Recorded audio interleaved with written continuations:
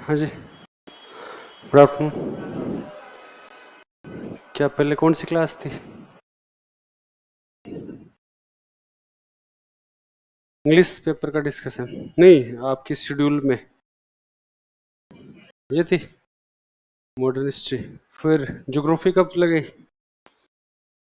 बाद में? मतलब आपको पता था शेड्यूल? अच्छा, ठीक है। ज्योग्राफी में क्या रिवाइज करना है? पर्वत पठार में ज्योग्राफी तो आती होगी, इतनी सी सिंपल सी तो है। इतने दिन से पढ़ रहे हो, नहीं आती क्या? अब तो आती होगी ज्योग्राफी।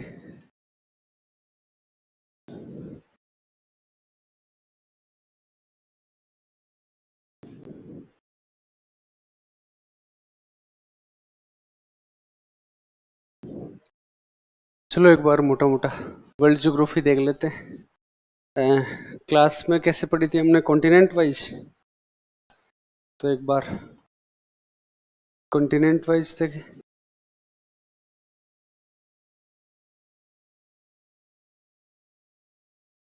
कोई सा कॉन्टिनेंट ले लेते हैं और फिर हमें फिजिकल का पोर्शन थोड़ा सा देखना है कि माउंटेन्स के टाइप कौन से होते हैं।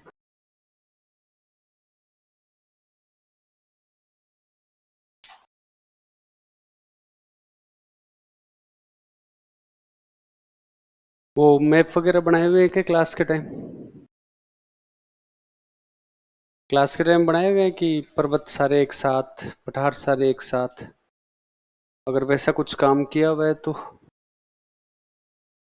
वैसे वर्ल्ड ज्योग्राफी तो एक दो घंटे में नहीं कर लेते क्या आप रिवाइज? मेंस वाला पोर्शन कर लेते हो या पूरा एक दिन लगता है? हैं? पूरा एक दिन लगता है? ज्यादा भी लग जाता है? फिर तो ज्यादा भी लगा देते हो एक दिन से ज्यादा, तो फिर तो क्या ही मतलब है, आपने फिर तो काम की चीजें पढ़ी नहीं इसका मतलब। चलो माउंटेन्स, पर्वत पूरे एक साथ देख लेते हैं एक बार, या फिर एक साथ पठार वगैरह। देखो पहले चलो हमारे सिलेबस में, मेंस के सिलेबस में पर्वत पठार मैदान मरुस्थल चार चीजें दे रखी है। ठीक है, एक बार पर्वतों के प्रकार वगैरह वो बाद में देखेंगे।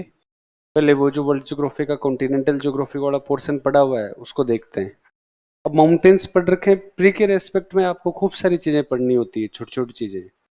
मेंस में इतना नहीं पढ़ना होता, आपको मोटी मोटी चीज देखनी होती है और उसी में चीजें आपको रिवाइज करनी है। जैसे आप बताओ, यहाँ पे कई सारे माउंटेन्स है नॉर्थ अमेरिका में। जैसे इस पोर्शन को पूरे को क्या बोलते हैं नॉर्थ अमेरिका में? पश्चिमी कोर्डिलेरा, वेस्टर्न कोर्डिलेरा कहा जाता है इसको। और यहाँ इस रीजन को क्या बोला जाता है? अपलेशियन माउंटेन रीजन, अपलेशियन पर्वतीय प्रदेश। और इस रीजन को कहा जाता है कैनेडियन शील्ड प्रदेश। और बीच में मिलते हैं मैदान, प्लेन्स मिलते हैं। तो यहाँ पर इसको पश्चिमी कोर्डिलेरा के बारे में थोड़ी सी आप जानकारी दो तो क्या कहोगे? कहाँ स्थित है लोकेशन वाइज? थोड़ा सा एक मैप बनाओगे और कहोगे कि नॉर्थ अमेरिका के पश्चिमी भाग, वेस्टर्न पार्ट में लोकेटेड है ये। और क्या है, कई सारी पर्वत श्रेणियों का समूह है, ए ग्रुप ऑफ माउंटेन रेंजेस। कैसे बने ये माउंटेन्स ये बताओ। यहाँ इसकी बनने की अगर कारण बताना चाहो तो आप, एक तो उत्तरी अमेरिकी प्लेट है और यहाँ पे एक दूसरी प्लेट है, कौन सी? प्रशांत महासागरीय प्लेट। एक तो पैसिफिक ओशियनिक प्लेट है यहाँ पे, और एक प्लेट कौन सी? ये नॉर्थ अमेरिकन प्लेट। दोनों प्लेट्स का क्या हुआ है यहाँ पे? अभिसरण, कन्वर्जेंस हुआ है। कन्वर्जेंस होने से क्या बनते हुए दिखे यहाँ पे हमें? माउंटेन्स दिखे हैं, पर्वत बनते हुए दिखे। फिर आप साथ में यहाँ बताओ कि यहाँ पे दो श्रेणी, इन दो ये क्या बोलते हैं उसको, रॉक्स का ये हुआ है अभिसरण, कन्वर्जेंस। इस वजह से माउंटेन्स बने। जैसे यहाँ पे कौन से माउंटेन्स बने? नवीन वलित पर्वत, यंग फोल्ड माउंटेन्स दिखते हैं आपको। अलास्का पर्वत है यहाँ पे, एक बड़ा सा क्या मिलता है? रॉकी माउंटेन मिलता है, ब्रुक्स श्रेणी, और भी कई सारी श्रेणियां जो भी नाम देखेंगे। फिर क्या मिलता है? इन पर्वत श्रेणियों के बीच बीच में कई जगह आपको पठार भी मिलते हैं। ऐसे पठारों को बोलते हैं अंतर पर्वतीय पठार। इंटर माउंटेन प्लेटोज भी देखने को मिलते हैं। पर्वत है तो सीधी सी बात है, पर्वतों से कुछ नदियों का उद्गम भी होगा, कुछ रिवर्स ओरिजिनेट होती है इस पार्ट में, नदियों का उद्गम। कई सारी ज्वालामुखी चोटियां वोल्केनिक पिक्स भी मिलती है आपको, जैसे आप बोलते हो हुड रेनियर शास्ता नाम से कुछ ज्वालामुखी चोटियां यहाँ पे हैं। और फिर साथ में आप लास्ट में बताओ कि पूरा क्षेत्र पर्यटन की दृष्टि से महत्वपूर्ण है, ये आप बता सकते हो खनिजों की दृष्टि से, जैव विविधता बायोडायवर्सिटी के रेस्पेक्ट में, और इकोनॉमिक पॉइंट ऑफ व्यू, कई दृष्टियों से ये पूरा रीजन महत्वपूर्ण है। इसको बोला जाता है, नाम क्या है इसका, पश्चिमी कोर्डिलेरा रीजन, पश्चिमी कोर्डिलेरा, और इंग्लिश में बोलते हैं इसको वेस्टर्न कोर्डिलेरा। कोर्डिलेरा का मतलब होता है पर्वत श्रेणियों का समूह, अब ग्रुप ऑफ कॉन्टिनेंट, ये ग्रुप ऑफ माउंटेन रेंजेस। तो आपको अगर पश्चिमी कोर्डिलेरा पूछे तो आपको और कुछ नहीं बताना, किसको बताना है, ये क्या बोलते हैं इसको, नॉर्थ अमेरिका में पश्चिमी भाग में स्थित पर्वत श्रेणियों के बारे में आपको थोड़ा सा बताना। बताओ, देखिए एक पर्वत श्रेणी तो यहाँ पे है, उसका क्या नाम है, अलास्का नाम से पर्वत श्रेणी, क्या नाम है उसका, अलास्का। और फिर उसके बाद में एक और यहाँ पे कुछ देखने को मिलता है, उसका नाम है ब्रुक्स, अलास्का ब्रुक्स। एक यहाँ मैकेंजी है, छोड़ो इतना सारा नहीं देखना हमें, छोटी छोटी पर्वत श्रेणियां। एक बड़ी सी पर्वत श्रेणी है, उसका क्या नाम है, रॉकी पर्वत, रॉकी पर्वत। फिर उसके बाद प्रशांत तटीय श्रेणियां, पैसिफिक कोस्ट रेंज, उनको भी आप रहने दो, कोई ज्यादा काम की नहीं है। फिर उसके बाद एक यहाँ काम की है, उसका नाम है सियरा नेवादा, क्या नाम है उसका, सियरा नेवादा। फिर इधर देखते हो आप Sierra Madre occidental, Sierra Madre oriental, उनको भी रहने दो, वो भी ज्यादा काम की नहीं है। फिर ट्रांस मैक्सिकन ज्वालामुखी चोटियां, वोल्केनिक पीक्स, उनको भी रहने दो। एक यहाँ इंपोर्टेंट पर्वत आपको यहाँ दिखता है, क्या नाम है उसका, अपलेशियन नाम से पर्वत, अपलेशियन पर्वत। चलो इन तीन चार जो काम काम की चीजें, इनको देखें अगर हम नॉर्थ अमेरिका में, ये कौन सा पर्वत है, अपलेशियन पर्वत। तो यहाँ पे पहला है अलास्का पर्वत श्रेणी। तो अलास्का के बारे में बताओ, आप क्या जानते हो, आप कहाँ है ये अलास्का श्रेणी, यूएसए में जो अलास्का राज्य है, अलास्का स्टेट, वहां एक पर्वत श्रेणी देखने को मिलती है। इस अलास्का श्रेणी की सबसे ऊंची चोटी का नाम बताओ आप, सबसे ऊंची चोटी का नाम है माउंट मैकिनले, क्या नाम है, अगर अलास्का के बारे में पूछा जाए तो इसके बारे में लिखना है माउंट मैकिनले, या इसका एक और नाम है देनाली, देनाली नाम है, वो हाईएस्ट पीक आपको देखने को मिलती है, ठीक है। और ये मैकिनले नाम से एक नेशनल पार्क भी वहाँ अवेलेबल है। बस इतनी सी दो तीन बातें बता सकते हो आप। और फिर उसके बाद रॉकी पर्वत श्रेणी, पिछली बार 5 नंबर का क्वेश्चन आ गया इससे, रॉकी पर्वत श्रेणी से। अब की बार हो सकता है आपको वो एंडीज पर्वत श्रेणी पूछ ले, हो सकता है वो आपको कुछ थोड़ी बहुत बातें किलिमंजारो के बारे में पूछ ले, हो सकता है वो एटलस पर्वत पूछ ले, हो सकता है वो यहाँ पे इम्पोर्टेंट पर्वत है कौन सा, आल्स पर्वत, यूरोप में कौन सा है, आल्स पर्वत, आल्स पर्वत के बारे में पूछ ले। कुछ थोड़ा बहुत हो सकता है वो आपको यहाँ पे ऑस्ट्रेलिया की तरफ ग्रेट डिवाइडिंग रेंज, या फिर यहाँ पर न्यूजीलैंड में एक पर्वत है, क्या नाम है उसका, दक्षिणी आल्स या सदर्न आल्स नाम से माउंटेन है, उसके बारे में पूछ ले। तो इनके बारे में बेसिक बातें आपसे पूछ सकता है। चलो इनके बारे में साथ साथ बात करेंगे, पहले रॉकी पर्वत के बारे में बताओ एक बार और, कहाँ स्थित है रॉकी पर्वत, उत्तरी अमेरिका में स्थित है, नॉर्थ अमेरिका में स्थित है, और किस किस में, कनाडा में भी है और यूएस और कनाडा दोनों में स्थित है। देखो उनको साथ के साथ देखो और उनको रिवाइज करो, कहाँ है, यूएस में भी स्थित है और कनाडा में भी स्थित है रॉकी पर्वत। उसके बाद में इस नवीन वलित पर्वत है, यंग फोल्ड माउंटेन, इसकी विशेषता बताओ रॉकी पर्वत की। तो विश्व की सबसे लंबी पर्वत श्रेणी कौन सी है, एंडीज पर्वत। विश्व की दूसरी सबसे लंबी पर्वत श्रेणी कौन सी है, Rocky mountain, second longest mountain range. तो अगर आपके एग्जाम में क्वेश्चन आता है, जैसे जिन जिन लोगों ने ऐसे लिखा उनको बहुत बढ़िया नंबर मिले, आपको मान लो आ गया एंडीज पर्वत या रॉकी पर्वत आ गया, तो आप साइड में ये आपका पेज है, यहाँ तो आप बना के आओगे मैप, ठीक है। पहली चीज आप ऐसे लिख सकते हो, अवस्थिति, लोकेशन ऐसे लिखोगे, फिर उसकी अवस्थिति लिखोगे। उत्तरी अमेरिका के पश्चिमी भाग में यूएसए व कनाडा में स्थित, located in USA and Canada in western part of North America. अवस्थिति के बाद में कुछ इसकी बातें बताओगे कि निर्माण, कैसे इसका निर्माण हुआ, फॉर्मेशन। फिर लिखोगे आप, क्या लिखोगे, उत्तरी अमेरिकी व प्रशांत महासागरीय प्लेट के अभिसरण से, by convergence of North American and ये पैसिफिक ओशियनिक प्लेट। निर्माण के बाद में आप कुछ विशेषता बताओ, जैसे तीसरा पॉइंट आप लिख सकते हो, विश्व की दूसरी सबसे लंबी महाद्वीपीय पर्वत श्रेणी। ये महाद्वीपीय पर्वत श्रेणी डायरेक्टली बोल दो आप तो विश्व की दूसरी सबसे लंबी पर्वत श्रेणी। फिर आप जानते हो सबसे ऊंची चोटी, तो आप यहाँ लिखो, चाहे आप सबसे ऊंची चोटी, इतने से हेडिंग बनाओ और फिर ऐसा पॉइंट बना के उसका नाम लिख दिया करो। बताओ देखे रॉकी पर्वत के हाईएस्ट पीक का नाम क्या है, यूएसए की तरफ है, हैं? रॉकी पर्वत की सबसे हाईएस्ट पीक का नाम है माउंट एल्बर्ट। क्या नाम है? Mount Elbert. हाईएस्ट पीक का नाम माउंट एल्बर्ट। एक कनाडा की तरफ हाईएस्ट पीक और है, क्या नाम है उसका? रोबसन। क्या नाम? रोबसन। तो रॉकी पर्वत की हाईएस्ट पीक माउंट एल्बर्ट, और इधर कनाडा की तरफ जो रॉकी है उसकी रोबसन। तो माउंट एल्बर्ट और रोबसन, ये दो हाईएस्ट पीक आपको देखने को मिलती है रॉकी पर्वत की। और फिर उसके बाद में रॉकी पर्वत के बारे में आप अगले पॉइंट में लिखो, यहीं पे ऐसे पॉइंट लिखते लिखते कि नदियां, ज्यादा ऐसे आपको ना तो कोई बड़ी सी लाइन लिखनी है और कुछ नहीं, रिवर्स लिखो, या फिर ऐसे इतना सा पॉइंट बना दो, नदियों का उद्गम, रिवर्स ओरिजिनेट, फिर आप नाम लिख दो उनके। रॉकी पर्वत से कौन कौन सी नदियों का उद्गम होता है? एक नदी यहाँ जाती है कोलंबिया, और एक नदी इधर से इधर आ जाती है कोलोराडो। रियो ग्रैंड नदी भी है, मिसिसिपी की सहायक नदी मिसोरी नदी है, इनका उद्गम भी होता है। याद रहे तो ठीक है, अदरवाइज एक दो नाम आपको एग्जाम्पल जरूर लिखने चाहिए, नदियों का उद्गम, फिर आप उनके नाम लिख दो। उसके बाद में अगला फिर से आप छोटी सी एक हेडिंग बनाओ, फिर लिखो अंतर पर्वतीय पठार, इंटरमाउंटेन प्लेटो। रॉकी पर्वत और पश्चिम में स्थित जो श्रेणियां हैं उनके बीच बीच में कुछ पठार मिलते हैं। कौन कौन से पठार है? जैसे यहाँ पे कौन कौन से पठार है? यहाँ पे हमें देखने को मिलते हैं पठारों के नाम पे कोलंबिया, ग्रेट बेसिन, कोलोराडो, ऐसे कुछ पठार देखने को मिलते हैं। Columbia, Great Basin, Colorado. तो यहाँ पे आप लिखो इंटर माउंटेन प्लेटो, अंतर पर्वतीय पठार, कोलंबिया, ग्रेट बेसिन, कोलोराडो, ऐसे कुछ पठार भी मिलते हैं हमें। फिर लास्ट में आप बता सकते हो और कुछ खनिज, मिनरल्स पॉइंट ऑफ व्यू से, अगर खनिजों का ध्यान हो। रॉकी पर्वत श्रेणी में कौन सा खनिज मिलता है? कॉपर, तांबा, उसके साथ में सीसा, जस्ता, चांदी, lead, zinc, silver.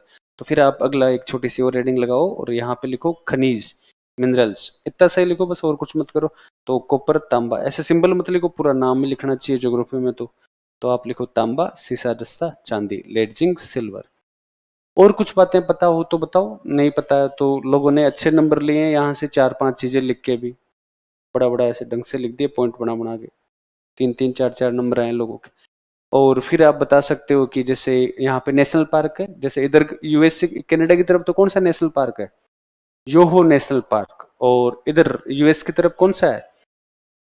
Yellowstone national park. तो एक नेशनल पार्क तो कनाडा की तरफ मिलता है योहो, और इधर एक नेशनल पार्क मिलता है, उसका नाम क्या है? Yellowstone national park. तो योहो और येलोस्टोन नेशनल पार्क के राष्ट्रीय उद्यान आपको देखने को मिलता है। ठीक है, फिर उसके बाद में यही बता दो, बाकी आप अगर जगह है तो यह है पर्वत श्रेणी, क्या बोलते हैं उसको, जैव विविधता, पर्यटन, बायोडाइवर्सिटी, जैव विविधता, और खनिज आर्थिक दृष्टि से महत्वपूर्ण है। लास्ट में सारे पर्वतों में आप ऐसी कुछ लाइनें लिख सकते हो। जगह है तो आपको मान लो पॉइंट तीन चार याद आए, फिर तो जगह जगह आराम से, फिर लास्ट में ऐसी लाइनें लिखनी है आपको। और अगर अच्छे पॉइंट याद आ रहे हैं तो फिर तो आपकी जगह कम पड़ेगी। ठीक है, तो ये इस हिसाब से आप रॉकी पर्वत का आंसर लिख सकते हो, मतलब किसी भी पर्वत का आपको ऐसे पॉइंट वाइज बताना है। चलो मान लो अपन बीच में ही बात कर लेते हैं, इसकी कर लेते हैं पहले, एंडीज पर्वत की बात कर लेते हैं, फिर अपलेसिन की उसके बाद में कर लेंगे। तो एंडीज पर्वत की बात करें अगर, तो बताओ देखे एंडीज पर्वत, तो सबसे पहले तो वही बताओगे आप, क्या? अवस्थिति, लोकेशन बताओ, अवस्थिति इंग्लिश में लिखोगे, लोकेशन कहाँ है, लोकेशन इसकी साउथ अमेरिका, दक्षिण अमेरिका के पश्चिमी भाग में स्थित। आप फिर थोड़ा सा बता सकते हो, यहाँ 7 देशों में स्थित है। अगर दो चार के नाम याद है आपको तो लिखना चाहिए आपको ब्रैकेट में, Venezuela, Colombia, Peru, Chile, Bolivia, Argentina, मतलब 5-7 देशों में से अगर दो चार के भी नाम याद है तो ब्रैकेट में कोमा लगा लगा के आप उनके नाम लिख दो। ठीक है, यह अवस्थिति हो गई, लोकेशन हो गई। उसके बाद में फिर इसके बारे में और बातें बताओ, वो जैसी बात वहां बताई, जियोलॉजी की बात करनी चाहिए आपको, फॉर्मेशन कैसे हुआ इस पर्वत श्रेणी का, निर्माण कैसे हुआ। तो उसका निर्माण तो हुआ था उत्तरी अमेरिकी प्लस प्रशांत महासागरीय प्लेट, पैसिफिक ओशियनिक प्लेट का अभिसरण, कन्वर्जेंस, इसका निर्माण कैसे हुआ? नास्का प्लेट है और ये साउथ अमेरिकन प्लेट है, उनका कन्वर्जेंस हुआ है, उस वजह से। तो आप यहाँ पे लिख सकते हो। फिर कुछ विशेषताएं, जैसे वहां तो क्या बताया आपने, विश्व की दूसरी सबसे लंबी, यहाँ ये क्या है, विश्व की सबसे लंबी लॉन्गेस्ट माउंटेन रेंज, सबसे लंबी महाद्वीपीय पर्वत श्रेणी, कॉन्टिनेंटल माउंटेन रेंज। फिर विशेषताओं में एक दूसरी बात अगर आपको याद हो तो आप इसको बताओ, पूरा ये इधर यहाँ पे इक्वेटर गुजर रही है, तो दक्षिणी गोलार्ध सदर्न हेमिस्फीयर में सबसे हाईएस्ट कौन है, यही है, एंडीज में अकोंकागुआ। फिर यहाँ से बीचों बीच से आ रहा है एक वो जो प्राइम मेरिडियन, उसके इस तरफ वाले पार्ट को क्या बोलते हैं, पश्चिमी गोलार्ध। वेस्टर्न हेमिस्फीयर और सदर्न हेमिस्फीयर, यहाँ की सबसे हाईएस्ट पीक यही है, सदर्न हेमिस्फीयर और वेस्टर्न हेमिस्फीयर की सबसे हाईएस्ट माउंटेन रेंज। दक्षिणी गोलार्ध और पश्चिमी गोलार्ध की सबसे ऊंची पर्वत श्रेणी वो भी यहीं देखने को मिलती है। उसके बाद में फिर आप बताओ इसकी सबसे ऊंची चोटी, आप फिर अगला पॉइंट बनाओ, सबसे ऊंची चोटी हाईएस्ट पीक, और उसमें नाम लिखो उसका, क्या, कौन सी है सबसे ऊंची चोटी, अकोंकागुआ। एंडीज पर्वत की हाईएस्ट पीक का नाम है अकोंकागुआ। अकोंकागुआ हाईएस्ट पीक बताओ आप। उसके बाद में फिर बता सकते हो, अगर याद भी है और जगह है तो अन्य चोटियां ऐसे लिख सकते हो आप अगली हेडिंग में। अन्य अदर पिक्स कौन कौन सी है, दो तो ये सिंपल सी है यहाँ पे, चिम्बराजो, कोटोपेक्सी, क्या का नाम है, चिम्बराजो और कोटोपेक्सी, यहाँ पे इक्वेडोर नाम का जो कंट्री है वहां पे। एक और लिख सकते हो आप, ओजस डेल सलादो, ओजस डेल सलादो, चिम्बराजो, कोटोपेक्सी, ये वोल्केनिक पिक्स है। अगर सारे याद नहीं हो तो चिम्बराजो कोटोपेक्सी लिख दो। एक वो चिम्बराजो के लिए अलग से बात थी, पृथ्वी के केंद्र से सबसे अधिक दूरी पे स्थित है, याद रहे तो ठीक है, वरना उस लाइन को छोड़ो।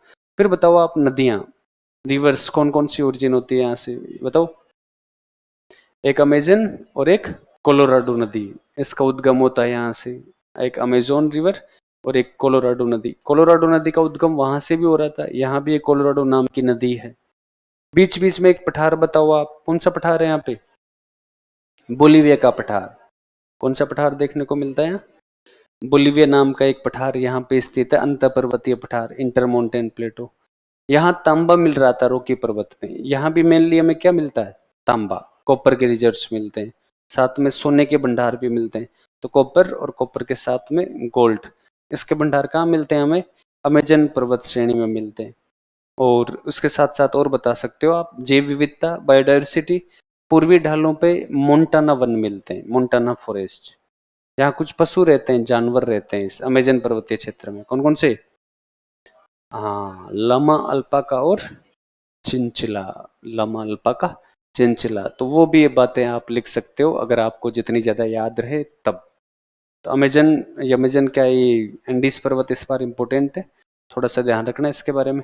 जलप्रपात, वाटरफॉल्स बताओ आप, बताओ तो, एंजिल पर वो क्या बोलते हैं, एंजिल जलप्रपात, यहाँ से वो नदी है आसपास वाले क्षेत्र में, यहाँ से कौन सी नदी है, और गुयाना पठार, गुयाना पठार है क्या, ये गुयाना पठार, उस पठार वाले जो रीजन है वहां से केरोनी एक नदी निकलती है, केरोनी की सहायक नदी है, तो उस पे वहां पे हमें देखने को मिलती है चुरून नदी पर एंजिल जलप्रपात, एंजिल वाटरफॉल। लगभग इसके आसपास के रीजन में बता सकते हो, लेकिन यहाँ से तो महत्वपूर्ण नदी कौन सी जाती है, अमेजन या अमेजोन। चलो ये एंडीज, ये क्या हो गया, एंडीज पर्वत, यहाँ तो साउथ अमेरिका में एक ही पर्वत। एक बार नॉर्थ अमेरिका के पर्वतों को वापस देखते हैं, कौन सा पर्वत है, एक तो है सीरा नेवादा की बातें कर रहे थे हम, ये रहा सीरा नेवादा, ये कहाँ स्थित है सीरा नेवादा, ये यूएसए में ही स्थित है, यूएसए के पश्चिमी भाग में, वेस्टर्न पार्ट में स्थित है। ये कैसा पर्वत है, ये एक प्रकार का ब्लॉक माउंटेन है, खंड पर्वत है। और ब्लॉक माउंटेन या खंड पर्वत का निर्माण कैसे होता है, जब दो प्लेटें एक दूसरे से दूर जाती है तब इस प्रकार के पर्वतों के माउंटेन्स का निर्माण होता है। तो एक प्रकार का ब्लॉक माउंटेन या खंड पर्वत है सियरा नेवादा। और फिर बताओ, ये न केवल यहाँ का बल्कि पूरे विश्व का सबसे लार्जेस्ट ब्लॉक माउंटेन है, विश्व का सबसे बड़ा ब्लॉक माउंटेन। हाईएस्ट पीक कौन सी है सियरा नेवादा की, सियरा नेवादा किया विटनी, क्या नाम है उसका, विटनी इसकी हाईएस्ट पीक है। और फिर सियरा नेवादा वाले क्षेत्र में आपको कुछ और चीजें मिलती है, जैसे एक सबसे बड़ी एक अल्पाइन झील मिलती है नॉर्थ अमेरिका, मतलब ऊंचाई पे स्थित झीलों को अल्पाइन लेक कहा जाता है। और उस अल्पाइन झील का नाम क्या है, ताहू, ताहू नाम की एक झील मिलती है, ताहू लेक।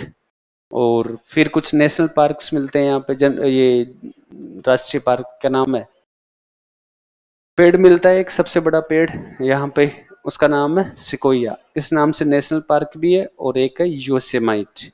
सिकोया और योसेमाइट नाम से नेशनल पार्क भी मिलते हैं आपको। कहाँ पर? सियरा नेवादा वाले क्षेत्र में। थोड़ी सी बेसिक 2-4 पॉइंट, हो सकता है आपको 1-2 पॉइंट स्किप हो जाए वहाँ पे, और इतने तो होंगे। बाकी भी लिख देना आप ढंग से। अवस्थिति क्या है, सबसे ऊंची चोटी क्या है, विशेषता क्या है, नेशनल पार्क क्या है। मैप जरूर बनाना आपको। ज्योग्राफी में चाहे राजस्थान ज्योग्राफी का क्वेश्चन हो, चाहे इंडियन ज्योग्राफी, चाहे वर्ल्ड ज्योग्राफी, मैप बना के बताना चीज आपको छोटी से। फिर एक आता है इधर अपलेशियन पर्वत। बताओ देखिए अपलेशियन पर्वत के बारे में क्या जानते हो आप? अपलेशियन पर्वत कहाँ है? नॉर्थ अमेरिका के इधर पूर्वी भाग में, नॉर्थ अमेरिका के पूर्वी भाग में, जहाँ यूएसए में भी स्थित है, और थोड़ा सा पार्ट इसका कहाँ है? कनाडा में भी स्थित है, थोड़ा सा ही है हालांकि। किस प्रकार का पर्वत है ये सबसे बड़ी बात है। एक प्रकार का ओल्ड फोल्ड माउंटेन, प्राचीन वलित। ये तो थे नवीन वलित, अलास्का, ब्रुक्स मैकेंजी, रॉकी पर्वत। एंडीज पर्वत भी एक नवीन वलित पर्वत, यंग फोल्ड माउंटेन। ये सियरा नेवादा नवीन वलित नहीं है, ये एक ब्लॉक माउंटेन, खंड पर्वत। और अपलेशियन पर्वत ये किस प्रकार का पर्वत है? एक ओल्ड फोल्ड माउंटेन, प्राचीन वलित पर्वत है ये। और अपलेशियन के बारे में कहें तो इसकी हाइट वगैरह बहुत ज्यादा नहीं है, 1000 से 2000 मीटर ये हाइट मिलती है। खूब सारे पर्वत है यहाँ पे, अगर आपको नाम याद रहे तो लिखना चाहिए, वरना ज्यादा ऐसे होशियारी नहीं लगानी। जैसे Notre Dame, Green, White, Allegheny, Blue Ridge, ऐसे कुछ माउंटेन के 2-1 के भी नाम याद है तो लिख लेने चाहिए। यहाँ काफी सारी पर्वत श्रेणियां, जैसे कौन कौन से? Notre Dame, Green, White, Allegheny, Blue Ridge नाम से माउंटेन। जो ब्लू रिज नाम से माउंटेन रीजन है, वहां इसकी सबसे ऊंची चोटी मिलती है आपको। उसका क्या नाम है?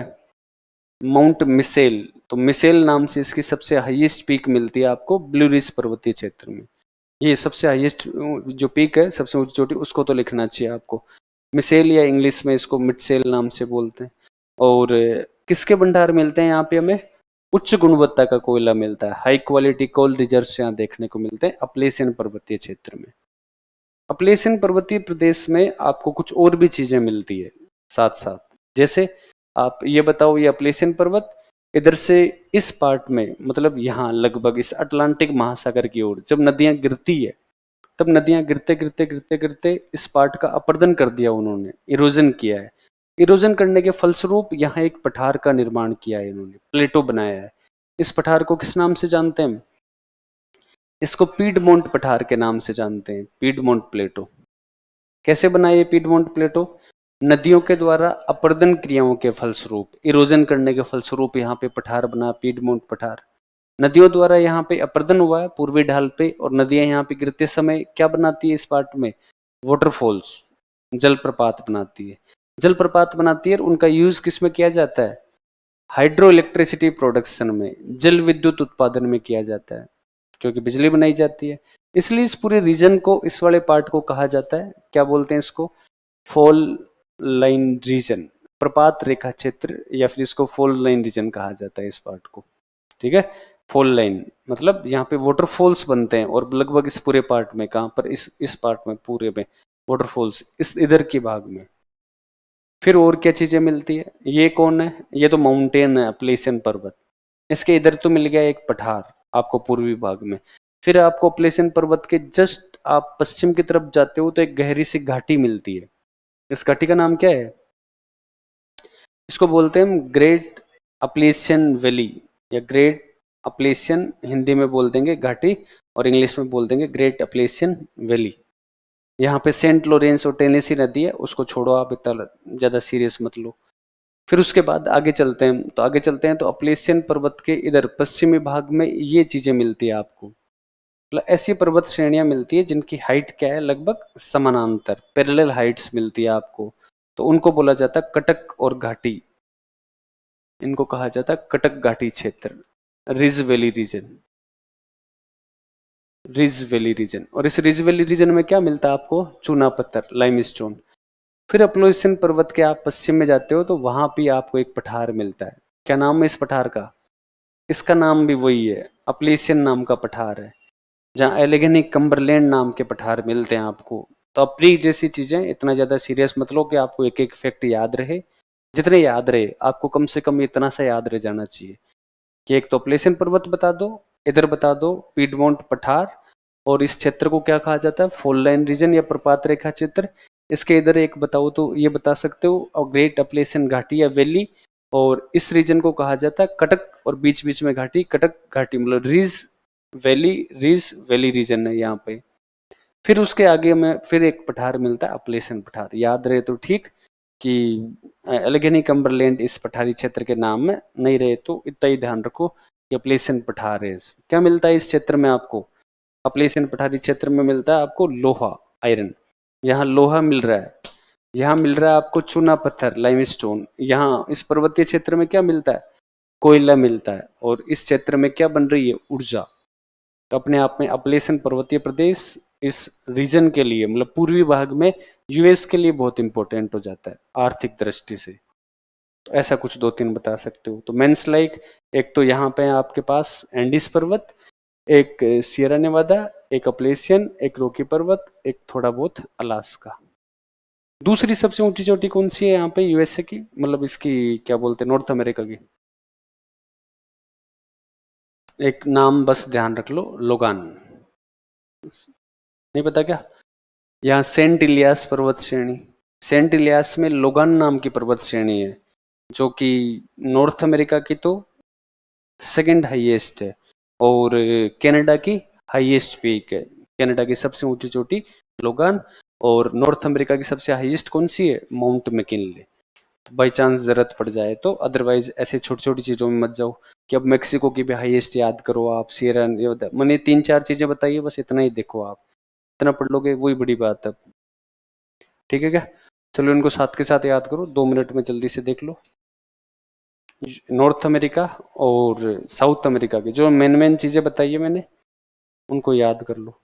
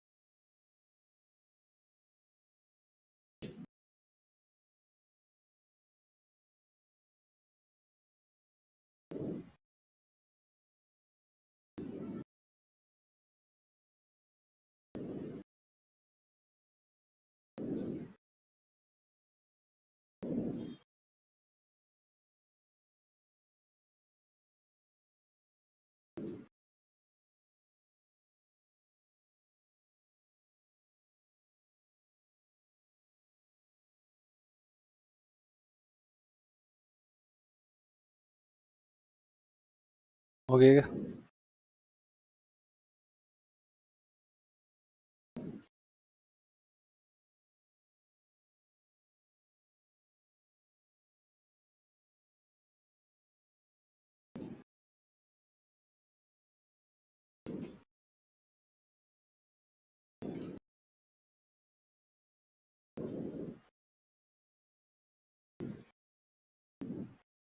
तो दो तीन चीजें देखनी है यहाँ पे, जैसे एक तो अलास्का, एक रॉकी माउंटेन, एक सियरा नेवादा, और एक यहाँ पे अपलेशियन माउंटेन रेंज। चार चीजें मोटी मोटी है। अपलेशियन माउंटेन रेंज में ये था ही, अपलेशियन माउंटेन के इस तरफ पिडमोंट पठार, ग्रेट अपलेशियन घाटी, ये रिजवेल रीजन कटक घाटी, और ये है अपलेशियन का पठार यहाँ पे इस तरफ, और इधर तटवर्ती क्षेत्र आ गया। साउथ अमेरिका में बस आपको एक चीज ध्यान रखनी है, कौन सा माउंटेन, एंडीज माउंटेन, इसके बारे में बता सकते हो आप। अफ्रीका में खूब सारे पर्वत है, आप मेन मेन दो तीन ध्यान रखें, एक बार नाम तो सारों के देखें तो ऊपर ही ऊपर कौन सा माउंटेन दिखता है हमें, एटलस माउंटेन दिखता है। फिर यहाँ पर लोमा पर्वत, पश्चिमी भाग में लोमा पर्वत, और दक्षिण अफ्रीका में कौन सा मिलता है, ड्रेकन्सबर्ग।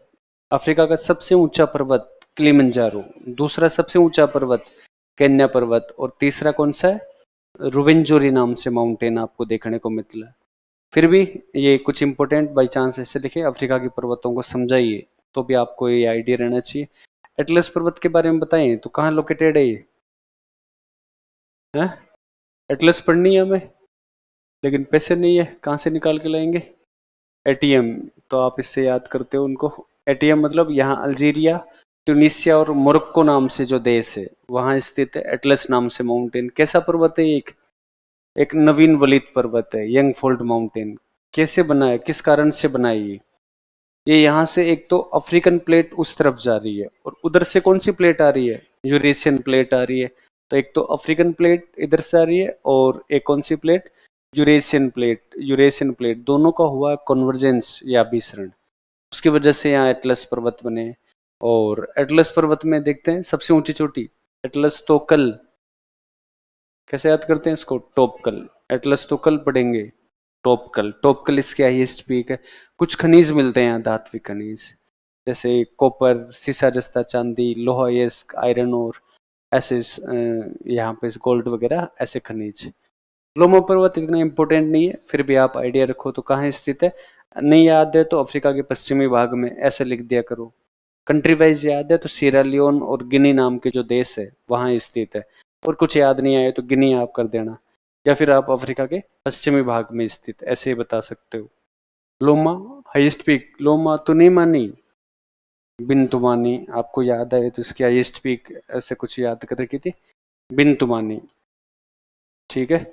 और एक नदी का उद्गम होता है यहाँ से इस तरफ आती है, उस नदी का क्या नाम है, नाइजर, नाइजर नाम के रिवर है, वो इधर लोमा पर्वत से उद्गम होता है।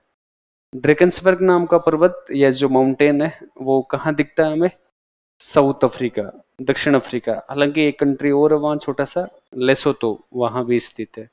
आप साउथ अफ्रीका अकेला भी ध्यान रख सकते हो। कैसा पर्वत है एक, ये भी एक प्रकार का प्राचीन वलित पर्वत है, ओल्ड फोल्ड माउंटेन है, ये पुराना सा है। तो ओल्ड फोल्ड माउंटेन्स पूछे तो एक तो बताना आपको अपलेशियन माउंटेन, एक बताना आपको ड्रेकन्सबर्ग का पर्वत, और कौन सा बताओगे, अपने अरावली पर्वतमाला, और यूराल पर्वत, यूरोप और एशिया के बीच में कौन सा है, यूराल पर्वत। एक बताओगे आप वो ऑस्ट्रेलिया वाला ग्रेट डिवाइडिंग रेंज। ये चार पांच नाम आप प्राचीन वलित पर्वतों के नाम पर ध्यान रखो। ड्रेकन्सबर्ग से भी एक नदी चली जाती है इस तरफ, क्या नाम है उस नदी का, ऑरेंज नाम की नदी। तो ऑरेंज नाम की नदी का उद्गम होता है जो कि ड्रेकन्सबर्ग से जाती है। अफ्रीका का सबसे ऊंचा पर्वत किलिमंजारो कहाँ स्थित, तंजानिया नाम का देश है वहां स्थित है। केन्या पर्वत, केन्या में, छोड़ो कोई काम का नहीं है। रुवेंजोरी पर्वत, ये अगर थोड़ा सा ध्यान रखें तो डीआरसी, और यहाँ पे एक छोटा सा एक देश है युगांडा, तो डीआरसी और युगांडा के सीमा क्षेत्र पे कौन सा पर्वत है, रुवेंजोरी। किलिमंजारो, और वैसे पर्वतीय क्षेत्र में यहाँ पे हम इसकी लोकेशन ये बता सकते हैं, यहाँ है वो रिफ्ट वैली, महान अफ्रीकी भ्रंश घाटी, ये पूर्वी अफ्रीकी ईस्ट अफ्रीकन रिफ्ट वैली, उसके पास में स्थित है किलिमंजारो, सबसे हाईएस्ट पीक। सबसे ऊंचा पर्वत किस टाइप का है ये, वोल्केनिक एक्टिविटीज से निर्माण हुआ इसका, इसलिए कैसा पर्वत है ये, ज्वालामुखी पर्वत है ये, एक प्रकार का वोल्केनिक माउंटेन। केन्या पर्वत भी कैसा है? वोल्केनिक। रुवेंजोरी कैसा है? रुवेंजोरी एक प्रकार का ब्लॉक माउंटेन है, ये खंड पर्वत है, ठीक है, रुवेंजोरी पर्वत। और किलिमंजारो की सबसे ऊंची चोटी इतनी ज्यादा कोई काम की नहीं है, इसको इसके नाम से जाना जाता है, उहरू नाम से हाईएस्ट पीक है। और हाँ वही उहरू। और यहाँ पे जो ग्लेशियर्स है वो दिन ब दिन अब धीरे धीरे पिघल रहे हैं। और केन्या पर्वत, इसकी हाईएस्ट पीक का नाम बतियान। छोड़ो इसको, ज्यादा काम का नहीं। रुवेंजोरी देखें, इसकी हाईएस्ट पीक का नाम मार्गरीटा। मार्गरीटा इसकी हाईएस्ट पीक है माउंट स्टैनली में। इस रुवेंजोरी के दो अलग अलग नाम मिलते हैं आपको। एक तो मिलता है चंद्रमा के पर्वत, माउंटेन्स ऑफ मून कहा जाता है इसको। क्या बोलते हैं इसको? Mountains of moon. और इसको एक नाम बोलते हैं अफ्रीका का आल्स पर्वत, आल्स माउंटेन ऑफ अफ्रीका, ये भी कहा जाता है इसको, रुवेंजोरी पर्वत को। अफ्रीका का आल्स पर्वत, आल्स माउंटेन्स ऑफ अफ्रीका। तो एक तो एटलस पर्वत, हाईएस्ट पीक टॉपकल और अल्जीरिया ट्यूनिसिया में स्थित है। और कैसे बना है? अफ्रीकन यूरेशियन प्लेट से, नवीन वलित पर्वत। लोमा पर्वत वेस्ट साइड बता दो आप तो, बिंतुमानी हाईएस्ट पीक, नाइजर नदी। ड्रेकन्सबर्ग साउथ अफ्रीका में, ऑरेंज नदी, प्राचीन वलित पर्वत है ये, old fold mountain. Kilimanjaro highest peak, Tanzania में, ज्वालामुखी पर्वत, उहरू हाईएस्ट पीक। कहने छोड़ो, रुवेंजोरी डीआरसी और युगांडा में स्थित है। और खंड पर्वत ब्लॉक माउंटेन है। हाईएस्ट पीक कौन सी? मार्गरीटा। और क्या किस किस नाम से जानते हैं इसको? चंद्रमा के पर्वत, माउंटेन्स ऑफ मून, और अफ्रीका का आल्स पर्वत। यूरोप में ज्यादा पर्वत हमें नहीं ध्यान रखने, बस एक दो आप ध्यान रखो। एक तो आल्स पर्वत, ये इंपॉर्टेंट थोड़ा सा। एक पर्वत कोकेसस, और एक कौन सा है? यूराल पर्वत। तीन को थोड़ा सा ध्यान रखो। ये चारों यहाँ पे जो दिख रहे हैं, ये चारों कौन से पर्वत है? ब्लॉक माउंटेन, खंड पर्वत के एग्जाम्पल्स। खंड पर्वत, ब्लॉक माउंटेन। वलित पर्वत तो कैसे बनता है? जब दो प्लेटों का अभिसरण हो, कॉन्वर्जेंस हो, और दो प्लेटें जब एक दूसरे से दूर जाए, उनमें तनाव बल लगे, टेंशन फोर्स लगे, उसकी वजह से कैसे माउंटेन बने हुए दिखते हैं हमें? खंड पर्वत, ब्लॉक माउंटेन। जैसे वोसेजिस, चूरा, ब्लैक फॉरेस्ट और होर्ज नाम से माउंटेन। वोसेजिस, चूरा, ब्लैक फॉरेस्ट और होर्ज पर्वत। बताओ आल्स पर्वत के बारे में थोड़ी सी बात बताओ तो, कहाँ लोकेटेड है? अरे ऐसे दो तीन देशों के नाम याद कर रखे हैं अपन ने। सेफ में लोकेटेड है। और भी कंट्रीज है। सेफ से स्विट्जरलैंड, ऐसे ऑस्ट्रिया, आई से इटली और France. Switzerland, Austria, Italy, France में लोकेटेड। किस प्रकार का पर्वत है ये एक प्रकार का नवीन वलित पर्वत है, यंग फोल्ड माउंटेन है। बताओ आल्स पर्वत, केवल यूरोप की बात करें तो सबसे अधिक फैला हुआ पर्वत यही है। और सबसे ऊंचा पर्वत भी आल्स पर्वत भी है, आल्स पर्वत ही है, ठीक है। यहाँ कोकेसस की बात करें तो ये है सबसे ऊंचा, लेकिन ये बाउंड्री पे लोकेटेड है। और अकेले यूरोप की बात करें तो पूर्ण रूप से यूरोप में स्थित most extensive and highest mountain, सबसे ऊंचा और सबसे विस्तृत माउंटेन यही है, आल्स पर्वत, ठीक है। और फिर वो बताओ सबसे हाईएस्ट पीक कौन सी मिलती है आल्स पर्वतीय क्षेत्र में आपको? सैफ अली खान घूमने गया था तो उसको कर दिया ब्लॉक, माउंट ब्लांक। तो माउंट ब्लांक इसके हाईएस्ट पीक। एक और है मेटरहॉर्न, मेटरहॉर्न भी है यहाँ पे। नदियां बताओ यहाँ से कौन सी नदियां जाती है? इधर से एक तो जाती है राइन, एक आती है इधर रोन, और इधर आती है एक पो। तो राइन, रोन, पो, इस नाम से कुछ नदियां हैं। राइन, रोन, पो नाम से रिवर्स। खनिज भी मिलते हैं, मिनरल्स। एक तो तांबा मिलता है यहाँ भी, कॉपर के रिजर्व्स मिलते हैं, साथ में सोना, गोल्ड के रिजर्व्स भी कहाँ देखने को मिलते हैं आपको? आल्स पर्वतीय क्षेत्र में। फिर इधर आओ, कोकेसस पर्वत कहाँ है? यूरोप और एशिया के सीमा क्षेत्र पे। किन सागरों के बीच में स्थित है? ब्लैक सी और कैस्पियन सी के बीच में। कैसा पर्वत? नवीन वलित पर्वत। आप एक लाइन और लिखना अगर ऐसा आ जाए तो, कैसे बने? वही बात, यूरेशियन और अफ्रीकन प्लेट दोनों का क्या हुआ है? अभिसरण, कॉन्वर्जेंस हुआ है, उस वजह से माउंटेन बने। और कोकेसस पर्वत, कोकेसस पर्वत के बारे में बताओ, हाईएस्ट पीक बता दो इसकी। एल्ब्रूस, माउंट एल्ब्रूस, उसके बारे में ध्यान रखना। माउंट एल्ब्रूस हो सकता है आपको अकेली 2 नंबर में पूछ ले, एल्ब्रूस, ठीक है। Elbrus highest peak. चुराल पर्वत भी बॉर्डर रीजन पे स्थित है। रूस में कंट्री वाइज बोले तो रसिया में स्थित है। कैसा है ये? एक ओल्ड फोल्ड माउंटेन है, प्राचीन वलित पर्वत है। कौन सी नदी का उद्गम? यूराल नदी। और हाईएस्ट पीक हाँ, यूराल नदी में रोज नया, नरोद नया, वो सिंपल सी चीज थी है, नरोद नया। नरोद नया इसकी हाईएस्ट पीक का नाम है। फिर उसके बाद में और बातें बताओ तो यहाँ कुछ पेट्रोलियम इंक्रीजर्स मिलते हैं, ये कोई इतने इंपॉर्टेंट नहीं है, फिर भी एक बार नाम सुन लो। कैंटाब्राइन कहाँ है? स्पेन में लोकेटेड है। ठीक है, एब्रो नदी का उद्गम, छोड़ दो चाहे आप इसको। एपिनाइन्स कहाँ है? इटली में स्थित है।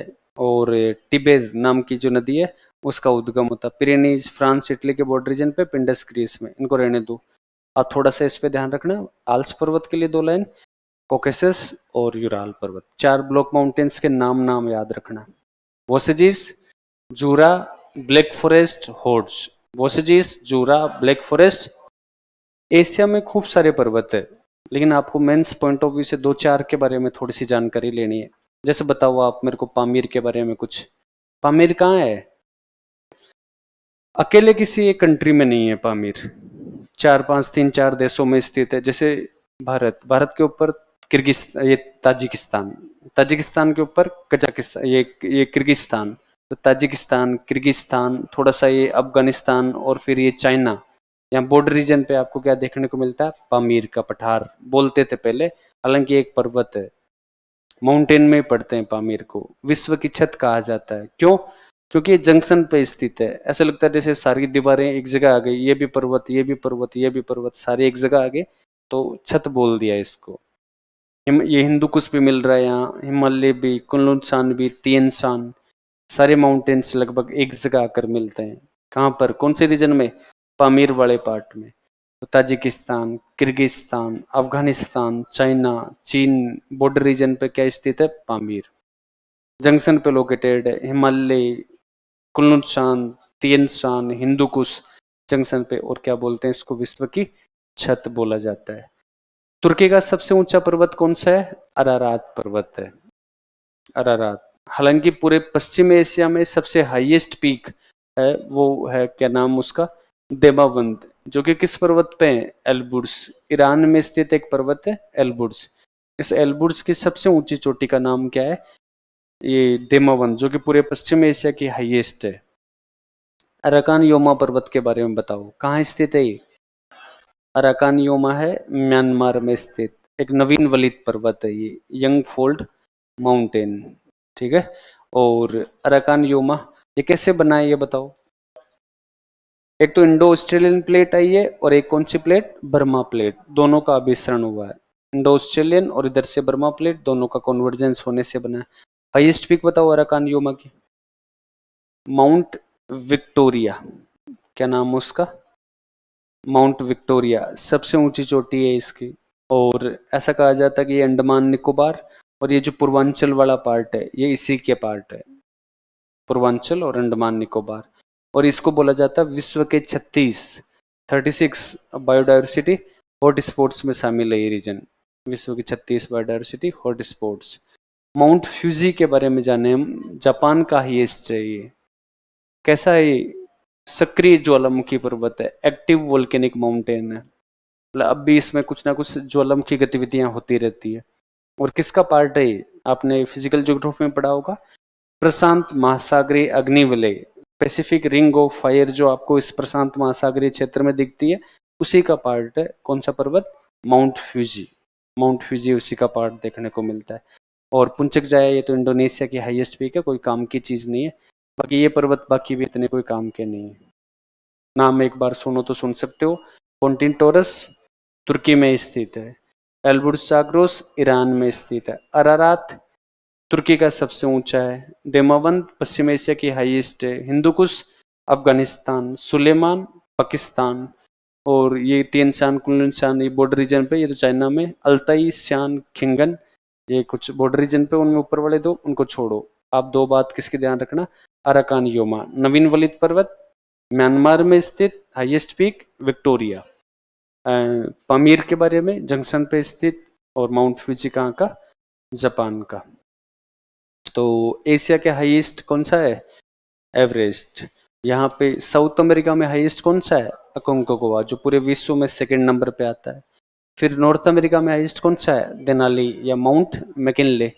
अफ्रीका में किलिमंजारो। एल्ब्रुस यूरोप की हाईएस्ट पीक है। Mount Vinson Massif Antarctica.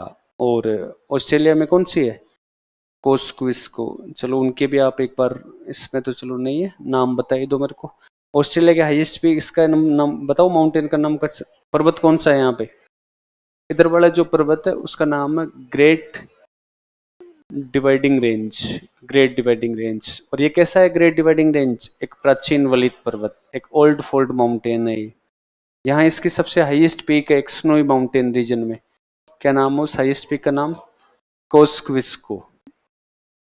क्या नाम है? कोस्क्विस्को। और यहाँ पूर्वी ढालों पे भारी वर्षा प्राप्त होती है, हैवी रेनफॉल। इस ग्रेट डिवाइडिंग रेंज से ऑस्ट्रेलिया में कुछ नदियों का उद्गम होता है। बताओ देखो ऑस्ट्रेलिया की नदियों का नाम? मर्रे, डार्लिंग, मरूम्बिजी नाम है इसका। ठीक है। कोस्क्विस्को हाईएस्ट पीक, प्राचीन वलित पर्वत, नाम है इसका ग्रेट डिवाइडिंग रेंज।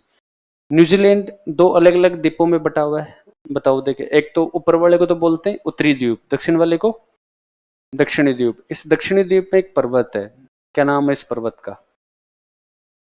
इसका नाम है दक्षिणी आल्स, नाम है सदर्न आल्स नाम से माउंटेन है ये। सदर्न आल्स कैसा माउंटेन है ये एक यंग फोल्ड माउंटेन है, नवीन वलित पर्वत है। तो नवीन वलित पर्वत है। और इसकी सबसे ऊंची चोटी का नाम है माउंट कुक। क्या नाम है? Mount cook. ये माना कि अंटार्कटिका है, अंटार्कटिका में भी एक पर्वत है, यहां से बीचों बीच से गुजर रहा है। क्या नाम है उसका? है? उसको इस नाम से जानते हैं हम, ट्रांस अंटार्कटिक पर्वत। ट्रांस अंटार्कटिक पर्वत। ये यहाँ पे एक सागर है, वेडेल सागर। तो वेडेल सागर से यहाँ पे एक सागर, दूसरा रोज सागर यहाँ तक फैला हुआ है। वेडेल सागर से रोज सागर। ट्रांस अंटार्कटिक पर्वत अंटार्कटिका को दो भागों में बांटता है। ये छोटा अंटार्कटिका, ये बड़ा अंटार्कटिका, लेसर और ग्रेटर, लघु और वृहद अंटार्कटिका। हाईएस्ट पीक यहाँ पे मिलती है लगभग इस पर्वतीय क्षेत्र के, यहाँ लगभग। क्या नाम उस पर्वत श्रेणी का? माउंट विंसन और मैसिव। बाई चांस इनकी जरूरत पड़े तो इनको भी 2 पॉइंट्स को ध्यान रखना, माउंट विंसन, मैसिव। तो माउंट कुक ये न्यूजीलैंड वाले दक्षिणी आल्प्स पर्वत की हाईएस्ट पीक है। और ट्रांस अंटार्कटिक पर्वत ये कहाँ की है? ट्रांस अंटार्कटिक पर्वत की हाईएस्ट पीक है माउंट विंसन मैसिव, अंटार्कटिका वाले पर्वत के नाम। तो ये आपके पर्वत हो गए। एक बार अफ्रीका और यहाँ की जो थोड़ी थोड़ी चीजें बताइए उनको जल्दी से पढ़ लो, फिर पठार पढ़ेंगे।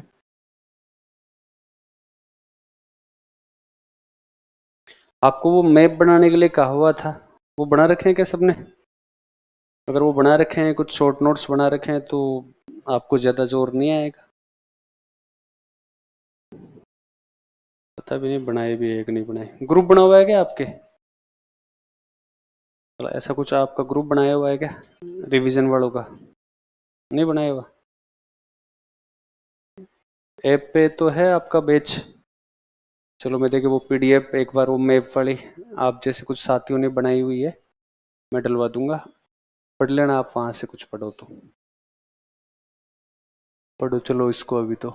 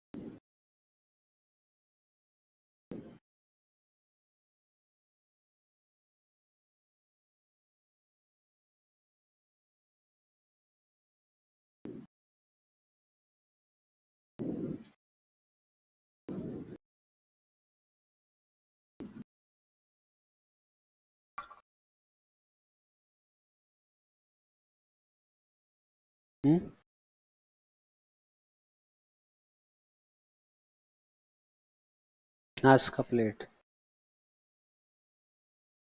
क्या है ये? एक छोटी माइनर प्लेट है। हमारे जो पृथ्वी है कुछ बड़ी बड़ी प्लेटों में बटी हुई है और कुछ छोटी छोटी प्लेटें हैं। तो ऐसे एक नाज़का छोटी सी प्लेट है एक, वहाँ पे साउथ अमेरिका वाले इस पार्ट में। तो वो जब प्लेट इधर मूव करी और इधर दक्षिण अमेरिकन प्लेट, तब उसके यहाँ मूव करने से एक पर्वतीय क्षेत्र एक पार्ट बीच में से ऊपर आ गया। जैसे वो थी उत्तरी अमेरिकी प्लेट, दक्षिण अमेरिकी प्लेट, ऐसे ये महासागरीय पार्ट है, वहां से ये पार्ट ऊपर की तरफ आगे गया। मतलब ऊपर पानी दिख रहा है, नीचे तो प्लेट ही है, अर्थ की क्रस्ट ही है। क्रस्ट वाला पार्ट मूव करेगा आगे, वो एक अलग सी प्लेट बटी हुई है, नाज़का प्लेट।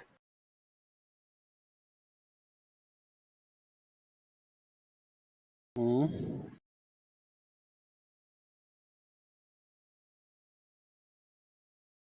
पूरे में ही है। हाँ, लेकिन एक छोटी सी प्लेट यहाँ और देखने को मिलती है, उसकी वजह से एंडीज का निर्माण हुआ है। प्लेट तो है यहाँ पे भी, लेकिन अपन बताते हैं एंडीज का निर्माण क्यों हुआ।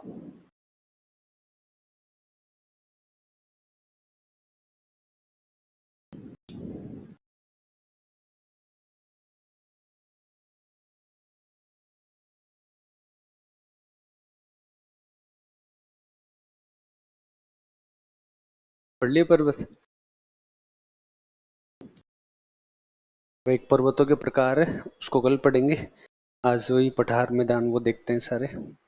पठारों में आओ, देखो इधर प्लेटो। एक बार तो मेरे को नाम बता दो सारों के, मेन मेन जो जो आपको देखे, कितने की याद है पूरे विश्व में। यहाँ बताओ नॉर्थ अमेरिका में कौन कौन से पठार है। एक है यहाँ पे कोलंबिया और ग्रेट बेसिन, उसके बाद Colorado. Columbia, Great Basin, Colorado. एक है मेक्सिको, दो छोटे छोटे नाम याद मत करो, एडवर्ड ओजार। यहाँ इसको ध्यान रखो आप, कैनेडियन सील्ड। क्या नाम है? Canadian Shield. ये सील्ड का एग्जाम्पल है। जहां जहां सील्ड मिलते हैं, मतलब ये भूभाग पृथ्वी में जो सबसे पुराने भूभाग है उनमें से प्री कैम्ब्रियन टाइम पीरियड के दौरान बना, लगभग ये मान लो आप। ये और स्टेबल है, पुराना तो है ही, स्टेबल भी है। मतलब यहाँ पे कुछ ऐसे टेक्टोनिक एक्टिविटीज नहीं हो रही, उसकी वजह से भूकंप ज्वालामुखी जैसी घटनाएं नहीं होती। क्यों आते हैं भूकंप ज्वालामुखी? जब दो प्लेटें एक दूसरे की तरफ मूव करती है या दूर जाती है, तब आते हैं भूकंप ज्वालामुखी। तो यहाँ पे ऐसा नहीं होता, इसका मतलब ऐसी गतिविधियां भी यहाँ पे नहीं होती। कैनेडियन शील्ड और Columbia, Great Basin, Colorado, Mexico. यहाँ पे कुछ पठार मिलते हैं, जैसे गुयाना पठार। ये कौन सा पठार है? ब्राजील का पठार। और ये बीच में कौन सा पठार है? बोलीविया का पठार, अंत पर्वतीय पठार। और ये कौन सा पठार है यहाँ पे? पेटागोनिया नाम का पठार है। तो इनके भी नाम ध्यान रखो। पेटागोनिया इंपोर्टेंट है, बोलीविया इंपोर्टेंट है, थोड़ा सा ब्राजील, थोड़ा सा गुयाना पठार। खूब सारे पठार है अफ्रीका में। आप एक बार नाम तो सारों के सुन लो, बाई चांस जरूरत पड़ जाए कभी। तो गिनी के आसपास के क्षेत्र वाले को पार्ट को क्या बोलते हैं? गिनी उच्च भूमि, गिनी हाईलैंड कहा जाता है उस पार्ट को। और यही है एक फाउटा जलोन, नाम सुना हो तो फाउटा जलोन। फिर उसके बाद में यहाँ पे मिलता है आपको जोस का पठार। कौन सा पठार है? जोस, जोस का पठार। और फिर लगभग इधर इस पार्ट में मिलता है आपको कतंगा पठार, कतंगा। फिर एक है बी का पठार, और यहाँ है ग्रेट कारू या वृद्ध कारू नाम से पठार। और इस तरफ मिलता है अफ्रीका के ईस्टर्न पार्ट में ईस्ट अफ्रीकन पठार। थोड़ा सा इस कतंगा को इधर ले जाओ, इधर मिलता है ईस्ट अफ्रीकन पठार। और यहाँ पे कौन सा है? इथोपिया का पठार, इथोपिया का पठार यहाँ मिलता है। तो कौन सा, दोबारा नाम बताओ देखे एक बार। गिनी उच्च भूमि या गिनी हाईलैंड, यही है फाउटेजलोन, जोस का पठार, कतंगा, बी का पठार, ग्रेट कारू या वृहत कारू, ये ईस्ट अफ्रीकन और ईस्ट अफ्रीकन पूर्वी अफ्रीकी। और उसके बाद इथोपिया का पठार, यहाँ ये मिलते हैं। ये कोई इतने काम के नहीं है, यहाँ वाले छोड़ो। फिर भी एक को देख लो, थोड़ा सा प्री में 2-3 बार क्वेश्चन आए हुए हैं उससे। ये वाला यहाँ पे क्या नाम है उसका? Meseta central. क्या नाम है यूरोप वाले का? Meseta central. इसका एक नाम है आइबेरिया का पठार, मेसेटा सेंट्रल या फिर आइबेरिया का पठार। एक आगे massif, Meseta, massif, massif France की तरफ। और यहाँ स्पेन की तरफ मेसेटा, ये मैसिफ, बवेरियन, बोहेमियन। ये इधर वाला, ऊपर वाला, ये है फिनो स्कैंडिनेवियन। ये भी सील्ड का एग्जाम्पल कैनेडियन सील्ड। ये भी सील्ड का एग्जाम्पल गुयाना। ये भी सील्ड का एग्जाम्पल कौन? ब्राजील का पठार। ये भी सील्ड का एग्जाम्पल फिनो स्कैंडिनेवियन। मेरे भारत मान में ये दक्कन का पठार, ये भी किसका एग्जाम्पल? पूरा सील्ड का एग्जाम्पल। प्रायद्वीपीय भारत, इसको भी हम वही बोलते हैं। ये ऑस्ट्रेलिया की तरफ, इसको भी कहा जाता है सील्ड का एग्जाम्पल। बाई चांस आपके क्वेश्चन आ जाए कि सील्ड क्या है और इनके उदाहरण बताओ, समझाओ क्या क्या चीजें हैं यहाँ पे, तो आप पूरी दुनिया के सील्ड, मतलब बहुत प्राचीन भूभाग है ये, पठारी प्रदेश से मेनली है, इनको बता सकते हो। जब भी कोई सील्ड का एग्जाम्पल होता है तो पुराना और स्थिर भूभाग, और वहाँ पे खनिज खूब सारे मिलते हैं। फिर आप समझाओगे कि ऑस्ट्रेलिया का पश्चिमी भाग, ये अपना यहाँ पे इसको बता सकते हो आप। फिर Fino Scandinavian, Canadian seal, Guyana पठार, ब्राजील पठार। यहाँ कुछ नदियाँ हैं तो नदियाँ बताओ, कुछ विशेषताएं यहाँ की बताई जा सकती है। यहाँ बस एक ही काम का है, एक तो मेसेटा, एक थोड़ा सा ध्यान रखो फिनो स्कैंडिनेवियन। बाकी नाम बताएं तो मैसिव, बवेरियन, बोहेमियन छोड़ो। अब इधर भी कुछ ज्यादा खास काम के नहीं है, एक दो को छोड़कर। एशिया में जैसे पोंटिन टोरस पर्वत श्रेणी थी, उनके बीच में एक तो कौन सा था? एनातोलिया, तुर्की में। इतना जो कोई ज्यादा काम का नहीं है, एनातोलिया। एल्बुर्स जागरोस के बीच में एक पठार है, ईरान का पठार। ये भी कोई ज्यादा काम का नहीं है। इधर आप सेंट्रल एशिया में जानते हो एक नाम है उस्तयूर्त, सुना होगा नाम? ये अजीब सा नाम आता है यहाँ पे, उस्तयूर्त का पठार। ये भी कोई ज्यादा काम का नहीं है, छोड़ो। ये एक काम का, ये अपना हिमालय पर्वत और ये कुनलुन, और इसके बीच में है तिब्बत का पठार। ये बहुत काम का है, तिब्बत का पठार। यहाँ लोकेशन एक थोड़ा सा काम का है, यहाँ म्यांमार की तरफ सान का पठार, सान प्लेटो। पाकिस्तान पोटवार का पठार। नाम ध्यान रखें, प्री की चीजें ये मेंस में काम की नहीं है, फिर भी ध्यान रखो। तो एक तिब्बत का पठार और एक सान का पठार। बाकी तो ऑस्ट्रेलिया वगैरह में ये क्षेत्र है, इसको पश्चिमी पठारी प्रदेश कहा जाता है, वेस्टर्न प्लेटो रीजन। एक एक देखते हैं, एक बार इधर आओ। कोलंबिया का पठार कहाँ मिलता है? नॉर्थ अमेरिका में। पहले लोकेशन बताओ इसकी। कोलंबिया के पठार कहाँ मिलता है? एक तो इधर है कैस्केड श्रेणी, इधर कौन है? रॉकी पर्वत। कैस्केड और रॉकी के बीच में है, तो कैस्केड रॉकी के बीच में किस टाइप का होगा? अंत पर्वतीय पठार, इंटरमोंटेन प्लेटो। इंटरमोंटेन है इसलिए कैसी परिस्थितियां होती है? या तो शुष्क या अर्ध शुष्क। बताओ आप, सेमी एरिड कंडीशन है। सेमी एरिड या अर्ध शुष्क परिस्थितियां, इसलिए यहाँ पे झाड़ियां मिलती है, बड़े बड़े पेड़ नहीं है। क्या नाम है उनका? सेजब्रस झाड़ियां, सेजब्रस श्रब्स मिलती है। एक ज्वालामुखी टाइप का है इसलिए लावा की परत मिलती है। और एक खेती की जाती है एक खास प्रकार की, उसको किस नाम से जानते हैं? सूटकेस फार्मिंग, जो कि केवल कब की जाती है?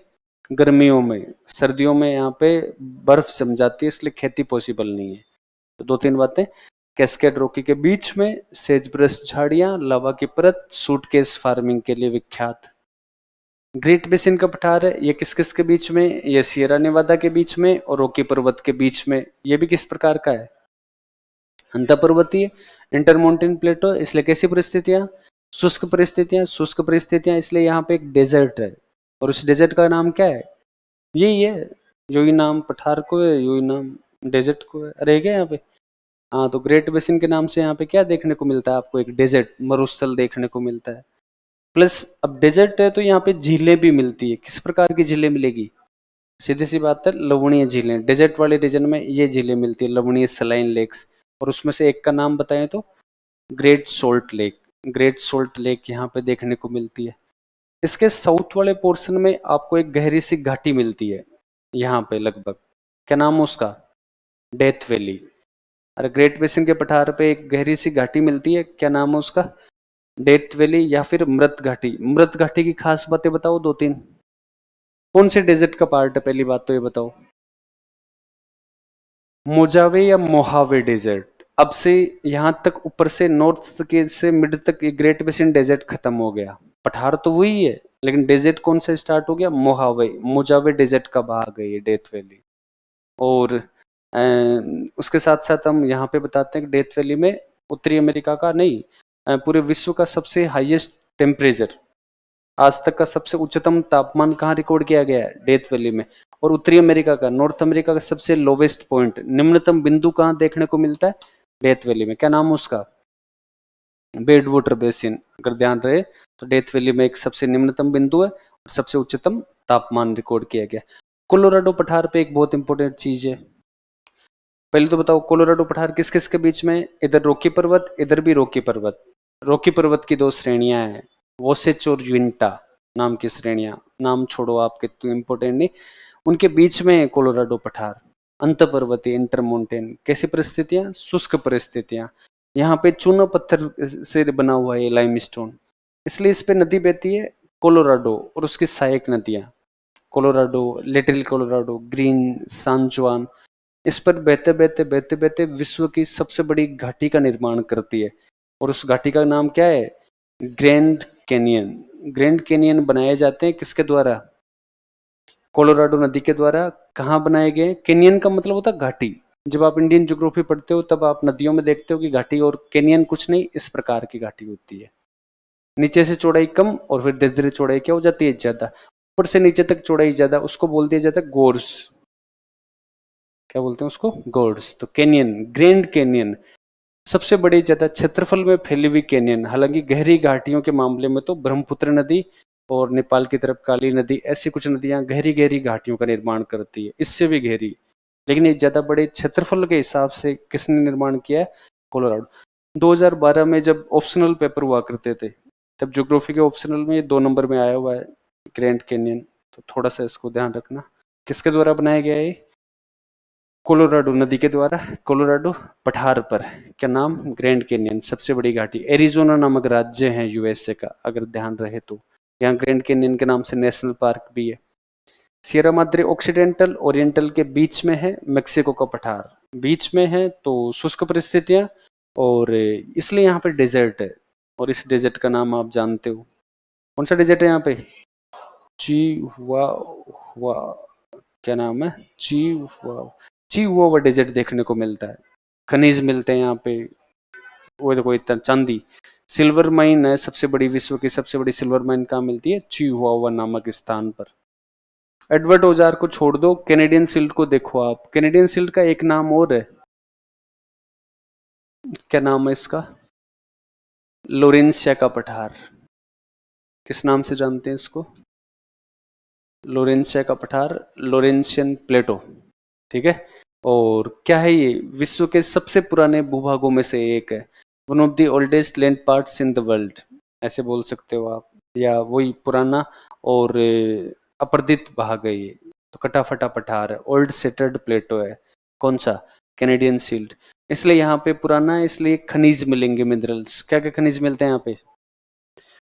बॉक्साइट मिलता है, और यहाँ पे मिलता है लोहेस्क मिल जाता है, आयरन और मिल जाता है। एक सबसे बड़ी बात, निकल। निकल प्रोड्यूस होता है। निकल के लिए विश्व में सबसे बड़ा निकल उत्पादक स्थान यही है।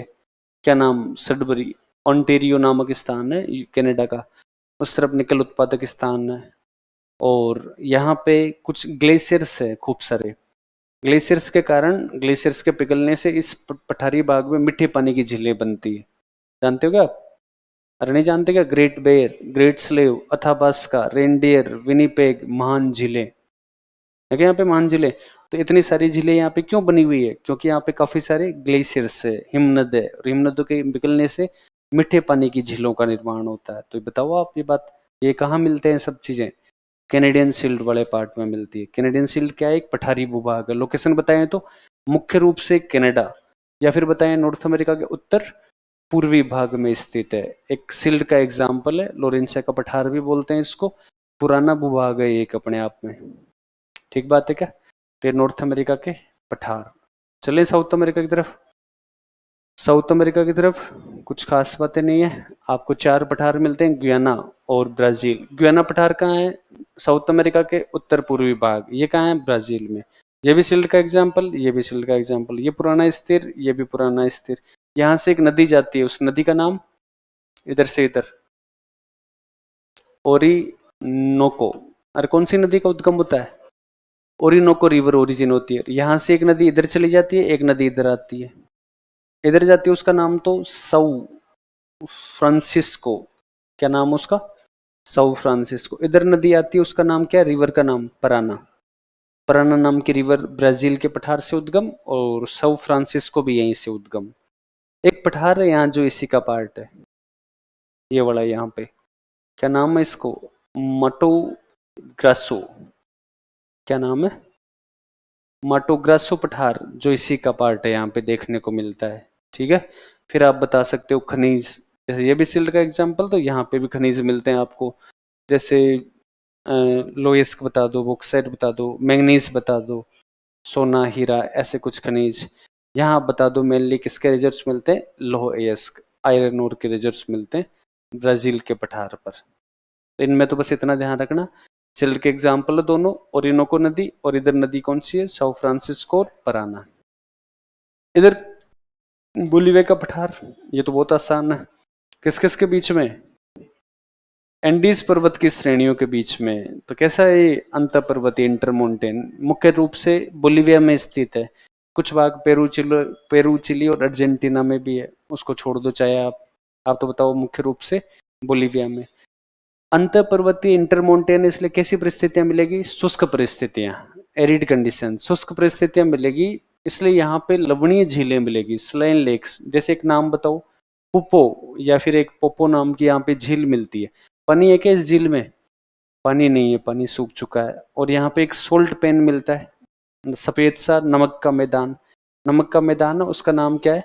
सलार दी यूनी। यहाँ पे कुछ मीठे पानी की झीलें मिलती है आपको, जैसे टिटिका का नाम से एक मीठे पानी की झील भी मिलती है यहाँ पे आपको। ग्लेशियर्स वगैरह का पानी मिल जाता है। और टिटिका का एक खास बात है, सबसे अधिक ऊंचाई पर स्थित नौकायन उपयुक्त झील। यहाँ पे एक ऊंची राजधानी है, बोलीविया की राजधानी है, उसका नाम है लापास। मिनरल वाइज यहाँ पे किसके रिजर्व्स मिलते हैं? टिन के रिजर्व्स मिलते हैं, प्लस टंगस्टन के रिजर्व्स मिलते हैं। और एक सबसे बड़ी चीज है यहाँ पे, क्या है? क्या है यहाँ पे? इधर बता देता हूँ। यहाँ पे लिथियम ट्रायंगल, दुनिया में आजकल इलेक्ट्रिक बैटरीज के लिए बहुत फेमस है। और वो लिथियम ट्रायंगल वाला पार्ट आपको यहाँ देखने को मिलता है। लिथियम ट्रायंगल ऐसे त्रिभुजाकार आकृति में।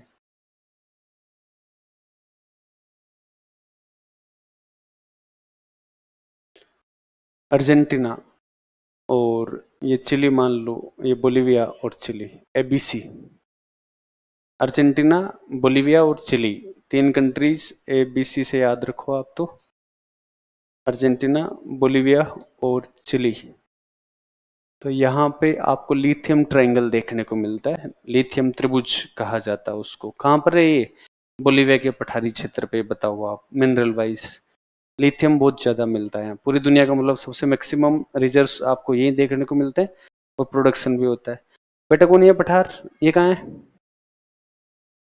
अर्जेंटीना में कुछ पार्ट का है, चिली में भी स्थित है। और अर्जे इस पेटागोनिया पठार के बारे में बताओ कि एक तो ये ज्वालामुखी क्रियाओं के द्वारा बनता है, इसलिए लावा की परत मिलती है आपको, layer of lava is found. यहाँ पे कौन सा पर्वत है ये अर्जेंट, ये क्या पेटागोनिया, एंडीज पर्वत है यहाँ पे, पेटागोनिया कह रहे। एंडीज पर्वत, एंडीज पर्वत के वृष्टि छाया क्षेत्र में स्थित है, ये रेन शेडो रीजन में लोकेटेड है। इसलिए रेन शेडो रीजन में लोकेटेड होने के कारण यहाँ पे कैसी परिस्थितियां मिलती है? शुष्क परिस्थितियां मिलती है इस पठार पर, इसलिए यहाँ पे डेजर्ट भी मिलता है। डेजर्ट का नाम क्या है? पेटागोनिया नाम से ही है डेजर्ट। गर्म है ठंडा, ये यहाँ से मकर रेखा जाती है, उसके उच्च अक्षांशों में तो डेजर्ट कैसा होगा? ठंडा मरुस्थल, कोल्ड डेजर्ट ही होगा। ठीक है। और कोल्ड डेजर्ट होने के साथ साथ यहाँ पे एरिया वाइज सबसे बड़ा डेजर्ट है। बाकी डेजर्ट की एक दो बातें अभी पढ़ेंगे, डेजर्ट पढ़ेंगे तब। ठीक है क्या? ये कहाँ के हैं? साउथ अमेरिका के। 2 मिनट का रेस्ट चाहिए क्या? एक बार नॉर्थ अमेरिका के, साउथ अमेरिका के जल्दी से पढ़ लो पठार, फिर हम आगे चलेंगे। 2 मिनट का ही टाइम मिलेगा, ज़्यादा नहीं, क्योंकि कम से कम मैदान तक पढ़ेंगे आज। कल वर्ल्ड ज्योग्राफी का ये फिजिकल वाला पढ़ के कल पूरी कर देंगे इसको। रिवीजन तो सही चल रहा है तुम्हारा? साथ में टेस्ट भी दे रहे हो? और अभी क्या इसमें चल रहा है? मॉडर्न हिस्ट्री, वर्ल्ड हिस्ट्री हो गई, अब मॉडर्न चल रही है।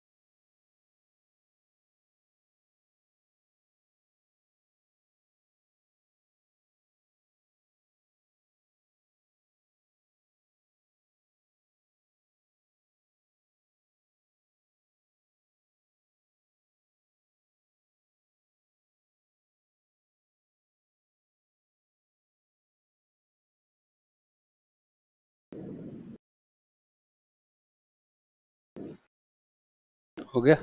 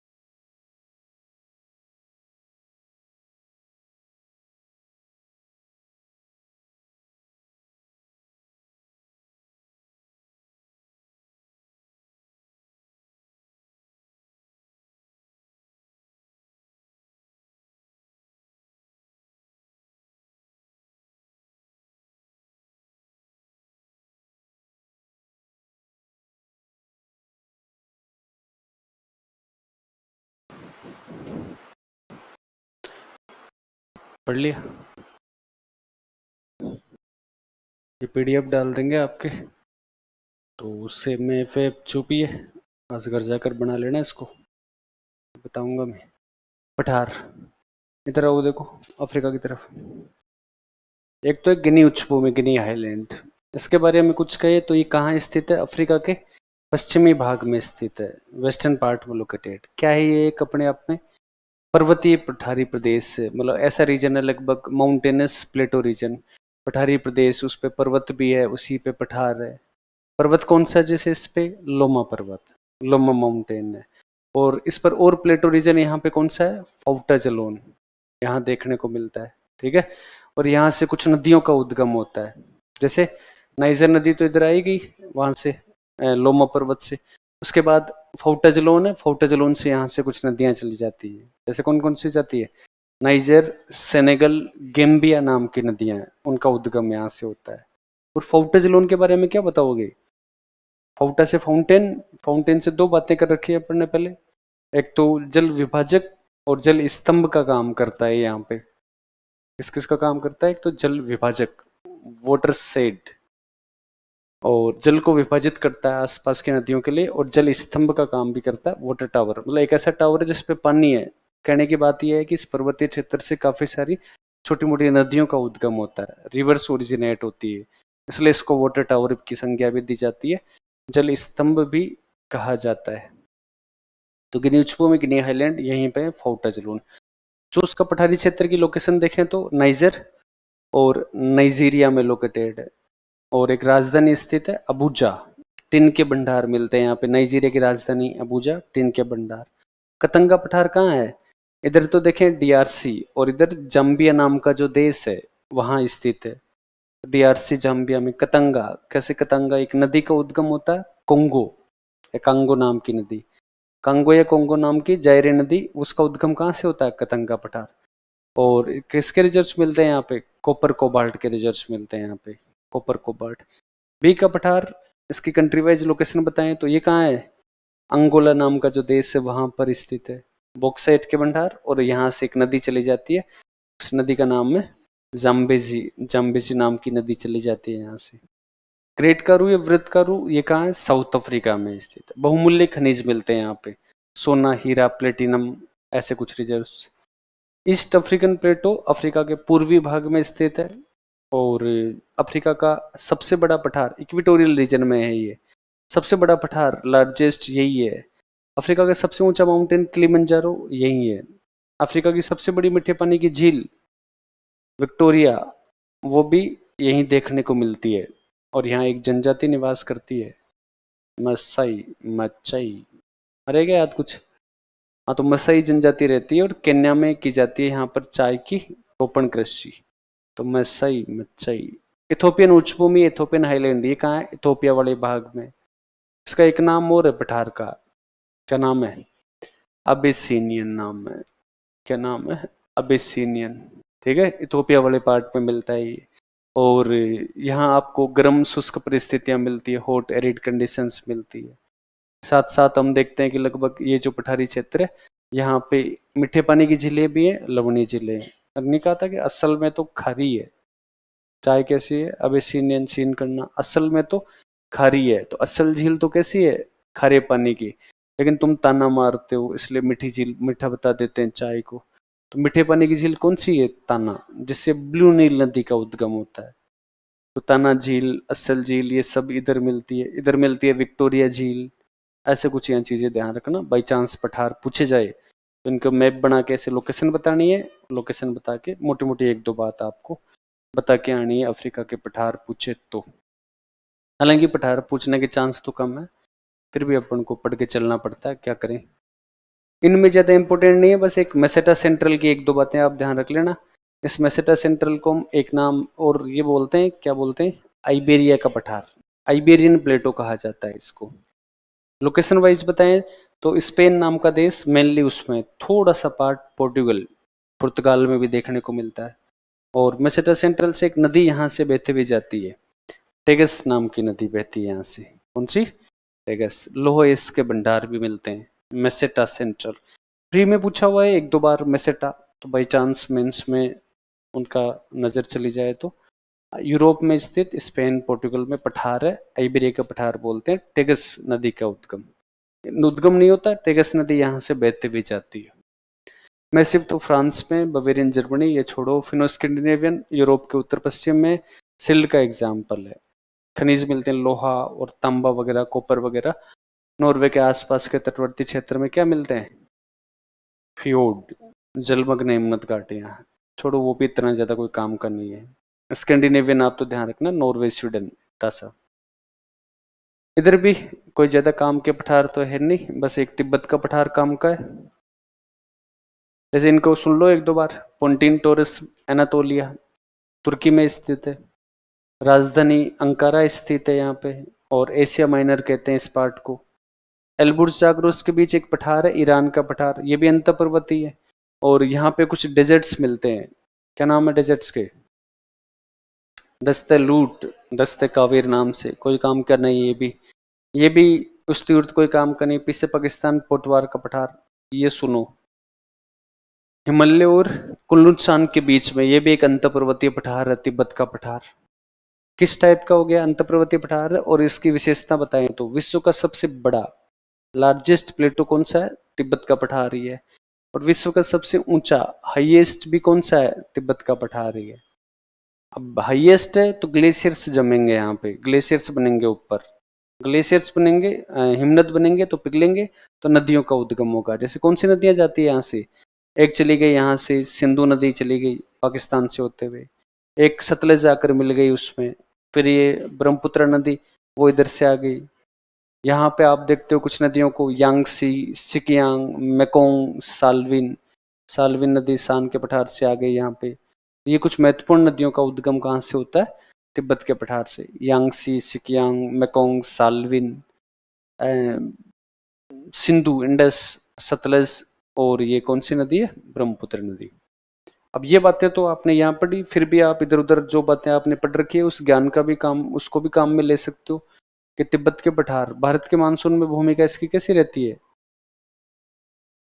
पॉजिटिव इम्पैक्ट देखने को मिलता है, क्योंकि गर्मियों के समय यहाँ से कुछ विंड्स, ये वायु ऊपर उठती है, गर्म होकर ऊपर उठने के कारण वो ऊपर जाती है और वो लगभग वहां जाकर मेडागास्कर के पास में उतर जाती है।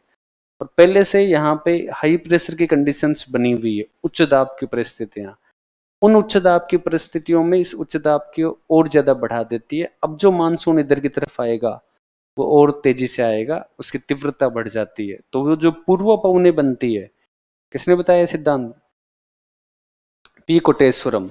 तो पी कोटेश्वरम के द्वारा बताया गया कि ये पूर्वा पवने चलती है, तेजस के नाम से बोलते हैं, ट्रॉपिकल ईस्टर्ली जेट स्ट्रीम। तो उसमें महत्वपूर्ण भूमिका रहती है किसकी?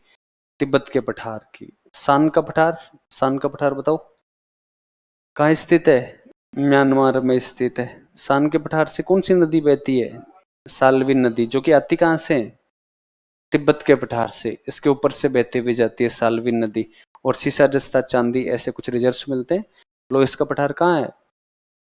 चीन में स्थित है ये लोहिस का पठार। पोटवार का पठार कहाँ है? पाकिस्तान में पटवार का पठार। और लोहिस का पठार कहाँ? चीन में स्थित है। 39 होगी। 2 मिनट में इतने से पठार है, इनको और देख लो। फिर उसके बाद हम मैदान पढ़ लेंगे, छोटे से ये मैदान तो।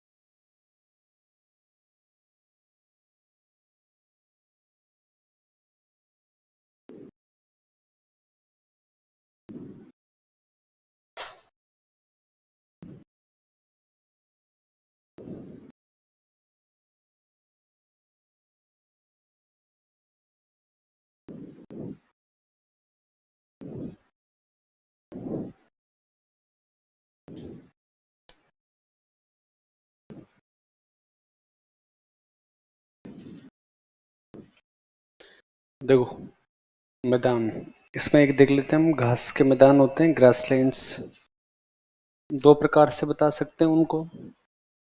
जैसे एक तो कौन से होते हैं, शीतोष्ण कटिबंधीय घास के मैदान, टेम्परेट ग्रासलैंड्स, और दूसरे कौन से होते हैं, उष्ण कटिबंधीय घास के मैदान, ट्रॉपिकल ग्रासलैंड्स, उष्ण कटिबंधीय और शीतोष्ण कटिबंधीय। अगर कुछ विशेषताएं बताएं तो इनकी,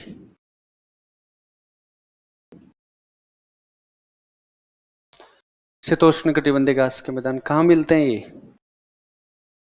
इक्वेटोरियल रीजन, ये उष्ण कटिबंधीय क्षेत्र है, लगभग यहाँ देखने को मिलता है, लगभग कर्क रेखा और उच्च अक्षांश से थोड़े से वहां पर आपको कौन से घास के मैदान मिलते हैं, शीतोष्ण कटिबंधीय घास के मैदान।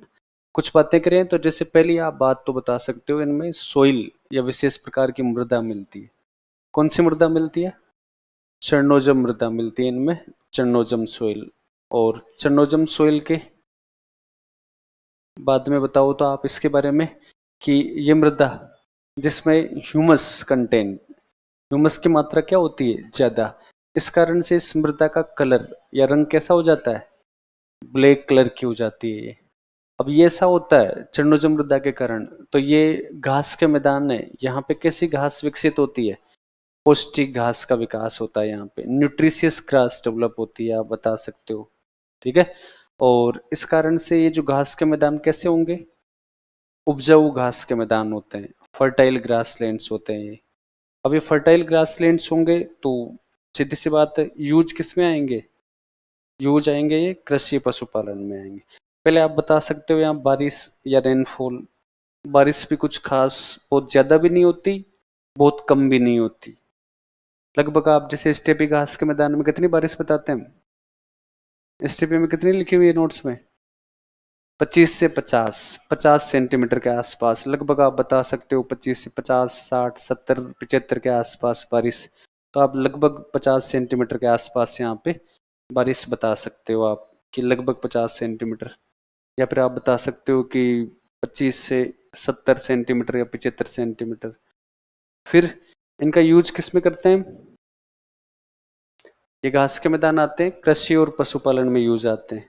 तो आप बता दो इनका यूज, एक तो एग्रीकल्चर की जाती है इनमें, और एक पशुपालन एनिमल रियरिंग की जाती है। फिर आप थोड़ी सी एग्रीकल्चर वगैरह के बारे में बातें बता सकते हो, एग्जाम्पल बता दो, फिर उदाहरण विश्व में जहां जहां जो जो घास के मैदान मिलते हैं उनके उदाहरण, प्रेरीज, पंपास, अभी देखते हैं उन सब के नाम देखेंगे। फिर इधर उष्णकटिबंधीय घास के मैदान, इनके बारे में बताओ तो, याद करो उसको, सवाना घास के मैदान को, सवाना ग्रासलैंड्स को। तो लगभग ये कहाँ मिलते हैं इस प्रकार के घास के मैदान, विषुवतरेखीय क्षेत्रों के आसपास। हालांकि विषुवतरेखीय क्षेत्र में तो मिलते हैं आपको वर्षा वन, रेन फॉरेस्ट, थोड़ा सा उसके नॉर्थ और साउथ वाले रीजन में इस प्रकार के घास के मैदान आपको देखने को मिलते हैं। तो इन घास के मैदानों में स्पष्ट रूप से ग्रीष्म और शीत ऋतु का निर्माण होता है, लगभग लगभग लगभग। और फिर आप बताओ कि इनमें वर्षा, रेनफॉल कितनी होती है, लगभग 75 से 100 सेंटीमीटर, सीमित वर्षा होती है, इसलिए बहुत ज्यादा पेड़ पौधे नहीं मिलते आपको, बड़े बड़े जंगल नहीं मिलते। इसलिए आप बता सकते हो सीमित वर्षा के कारण यहाँ घास का विकास होता है, और कैसी घास होती है वो, पौष्टिक घास का विकास होता है। कुछ एग्जाम्पल्स आप दे सकते हो कि सवाना कहाँ है ये, अफ्रीका में है। आप एग्जाम्पल दे सकते हो कि लानोस उधर मिलता है, आपको भी देखेंगे हम। आप एग्जाम्पल दे सकते हो कैंपोस सेराडोस कैटिंगस, आप बता सकते हो ग्रांड चाको, ऐसे कुछ उदाहरण है। ठीक है, तो दोनों तरफ आप कुछ कुछ बातें, फिर इनके उदाहरण। अब चलो उदाहरण देख लेते हैं एक बार। ओके, उदाहरण में नाम बताओ चलो मेरे को, पहले इनके बता दो, शीतोष्ण कटिबंधीय घास के मैदानों के नाम बता दो। तो ये कौन से घास के मैदान है, प्रेरीज नामक घास के मैदान। कहाँ कहाँ मिलते हैं प्रेरीज घास के मैदान, यूएस कनाडा में। इधर कौन से घास के मैदान मिलते हैं, पंपास नाम है उनका, पंपास। फिर इधर कौन से घास के मैदान है, एक तो घास के मैदान है उनका नाम है वेल्ड, वेल्ड यहाँ पे। फिर इधर कौन से हैं, स्टेपी नामक घास के मैदान जो लगभग यहाँ से एक्सटेंडेड है मंचूरिया के मैदानों तक है। उन स्टेपी का ही यहाँ पे हंगरी और आसपास के देशों में एक दूसरा नाम है। किस नाम से जानते हैं उनको? पुस्ताज के नाम से जाना जाता है उनको हंगरी आसपास के देशों में। और यहाँ एक घास के मैदान है, उनका नाम है मंचूरिया। मंचूरिया के मैदानी क्षेत्र मंचूरिया। और इधर ऑस्ट्रेलिया में क्या नाम है? डाउन्स नामक घास के मैदान। न्यूजीलैंड में क्या नाम है? न्यूजीलैंड वाले घास के मैदान का नाम है कैंटरबरी। ये कुछ नाम था क्या? यहाँ कैंटरबरी, डाउन्स ऑस्ट्रेलिया, मंचूरिया इधर ये चाइना, स्टेपी डेन्यूब नदी से लेकर चाइना तक फैले हुए हैं, पुस्ताज इधर ही है, प्रेरीज, पंपास और वेल्ट। उष्णकटिबंधीय घास के मैदानों के नाम बताओ। सबसे बड़ा नाम आपको यहाँ मिलता है, क्या नाम है उसका? सवाना नाम। सवाना घास के मैदान अफ्रीका में। कुछ नाम आपको यहाँ मिलते हैं, क्या नाम है? जैसे लानोस, ओरिनोको, ओरिरोको, लानोट्स, लानोट्स थे। अरे ओरिनोको नदी नहीं थी क्या उसके बेसिन क्षेत्र में? यहाँ अमेजन थी। अमेजन के सब जगह आपको कैंपस दिखते हैं, तो फिर यहाँ पे नाम आया था कैंपोस, कोमा सेराडोस और कैटिंगस नाम। कैंपोस, सेराडोस और कैटिंगस। कैंपोस, सेराडोस, कैटिंगस। फिर यहाँ नदी थी पराना। पराना के बेसिन क्षेत्र में। आप सब पर आए हो? यहाँ क्या कर रहे हो? अपने अपने ग्रांड चालो, नोट चालो, इट्स चाको। ग्रांड चाको नामक घास के मैदान। ये किस टाइप के? उष्ण कटिबंधीय ट्रॉपिकल ग्रासलैंड्स है ये। चलो इनके बारे में बातें भी बता दो साथ साथ मुझे। प्रेरीज घास के मैदान कहाँ स्थित है ये? यूएस और कनाडा में स्थित है। किस टाइप के घास के मैदान है ये? शीतोष्ण कटिबंधीय टेम्परेट ग्रासलैंड्स है। और मिट्टी कौन सी मिलती है? वही चर्नोजम जिसमें ह्यूमस की मात्रा अधिक, कलर ब्लैक, उपजाऊ, पौष्टिक घास का विकास। यूज किस में लेंगे? कृषि और पशुपालन। अब स्टार्ट हो यहाँ से इसकी स्पेसिफिक बातें बताने के लिए। कृषि से बताओ क्या क्या चीजें, किस किस की खेती करते हैं ये? गेहूं और मक्का। गेहूं और गेहूं के लिए फेमस है यहाँ पे विनिपेग। क्या नाम है? विनिपेग। विश्व की सबसे बड़ी गेहूं की मंडी, largest wheat yard in the world, कहाँ मिलती है वो? विनिपेग। कहाँ स्थान है? कनाडा की तरफ है। और खूब सारे गेहूं एक्सपोर्ट करते हैं, अग्रणी निर्यातकों में से एक है। फिर उसके बाद और आपको मिलती है मक्का, यूएसए की मक्का पेटी। लगभग एक पूरा एक बेल्ट रीजन है, उस पर मक्का उत्पादन होता है यहाँ यूएसए में। फिर आपको एक दूसरा पशुपालन में नाम मिलता है शिकागो।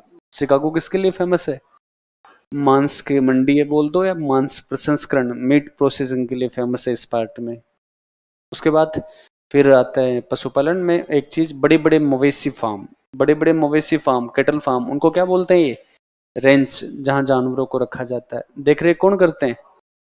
काउबॉयज इसके द्वारा देख रेख की जाती है। यहाँ कुछ पशु या जानवर मिलते हैं, कौन कौन से? बाइसन, कोयोट, गोफर, प्रेरीज कुत्ता। Bison, coyote, gopher, prairies, prairies dog. और फिर यहाँ पे कुछ मूल निवासी कौन है यहाँ के? Red Indians. और यहाँ कौन सी ट्राइब से जनजातियां मिलती है? अपाचे, क्रो, क्री, पोनी। अपाचे, क्रो, क्री, पोनी नाम मिलते हैं यहाँ पे आपको। और फिर पेड़ कौन कौन से हैं यहाँ पे? Older, popular, willow. Older, popular, willow नाम से आपको यहाँ देखने को मिलते हैं। फिर यहाँ पे आओ आप पंपास घास के मैदानों में। तो पंपास में तो आप बताते हो पापाज बुआ, पापा की बुआ जी। तो पापा की बुआ जी कहाँ रहती है? ये ब्राजील, उरुग्वे, अर्जेंटीना। यहाँ पे पंपास घास के मैदान, ब्राजील, उरुग्वे, अर्जेंटीना में लोकेटेड। वही शीतोष्ण टेम्परेट घास के मैदान।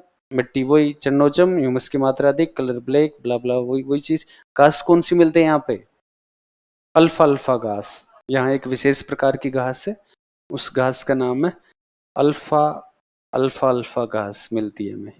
फिर वही चीज कृषि पशुपालन। कृषि से क्या याद आता है? गेहूं। और गेहूं और मक्का नहीं, अंगूर उगाते हैं लोग, अंगूर, सोमरस पीते हैं। तो एक तो गेहूं की खेती होती है मेनली, और एक होता है अंगूर की खेती होती है। अंगूर के लिए हम जानते हैं कि अर्जेंटीना का मेंडोसा शहर, भूल गए आप? अर्जेंटीना का मेंडोसा शहर जो कि वाइन के उत्पादन के लिए फेमस है, वाइन के प्रोडक्शन के लिए। फिर यहाँ भी बड़े बड़े मवेशी फार्म मिलते हैं, जिनको यहाँ रेंज कहा था, इनको यहाँ कहा जाता है, उनका एक्सटेंशन करके एस्टेंशिया, क्या बोलते हैं, एस्टेंशिया, मवेशी फार्म। वहां पे देख रेख करने वालों को काउबॉयज का, यहाँ बोला उन्होंने ग्वाचो, गवाचो नहीं, ग्वाचो, ग्वाचो कहा जाता है उनको, ठीक है।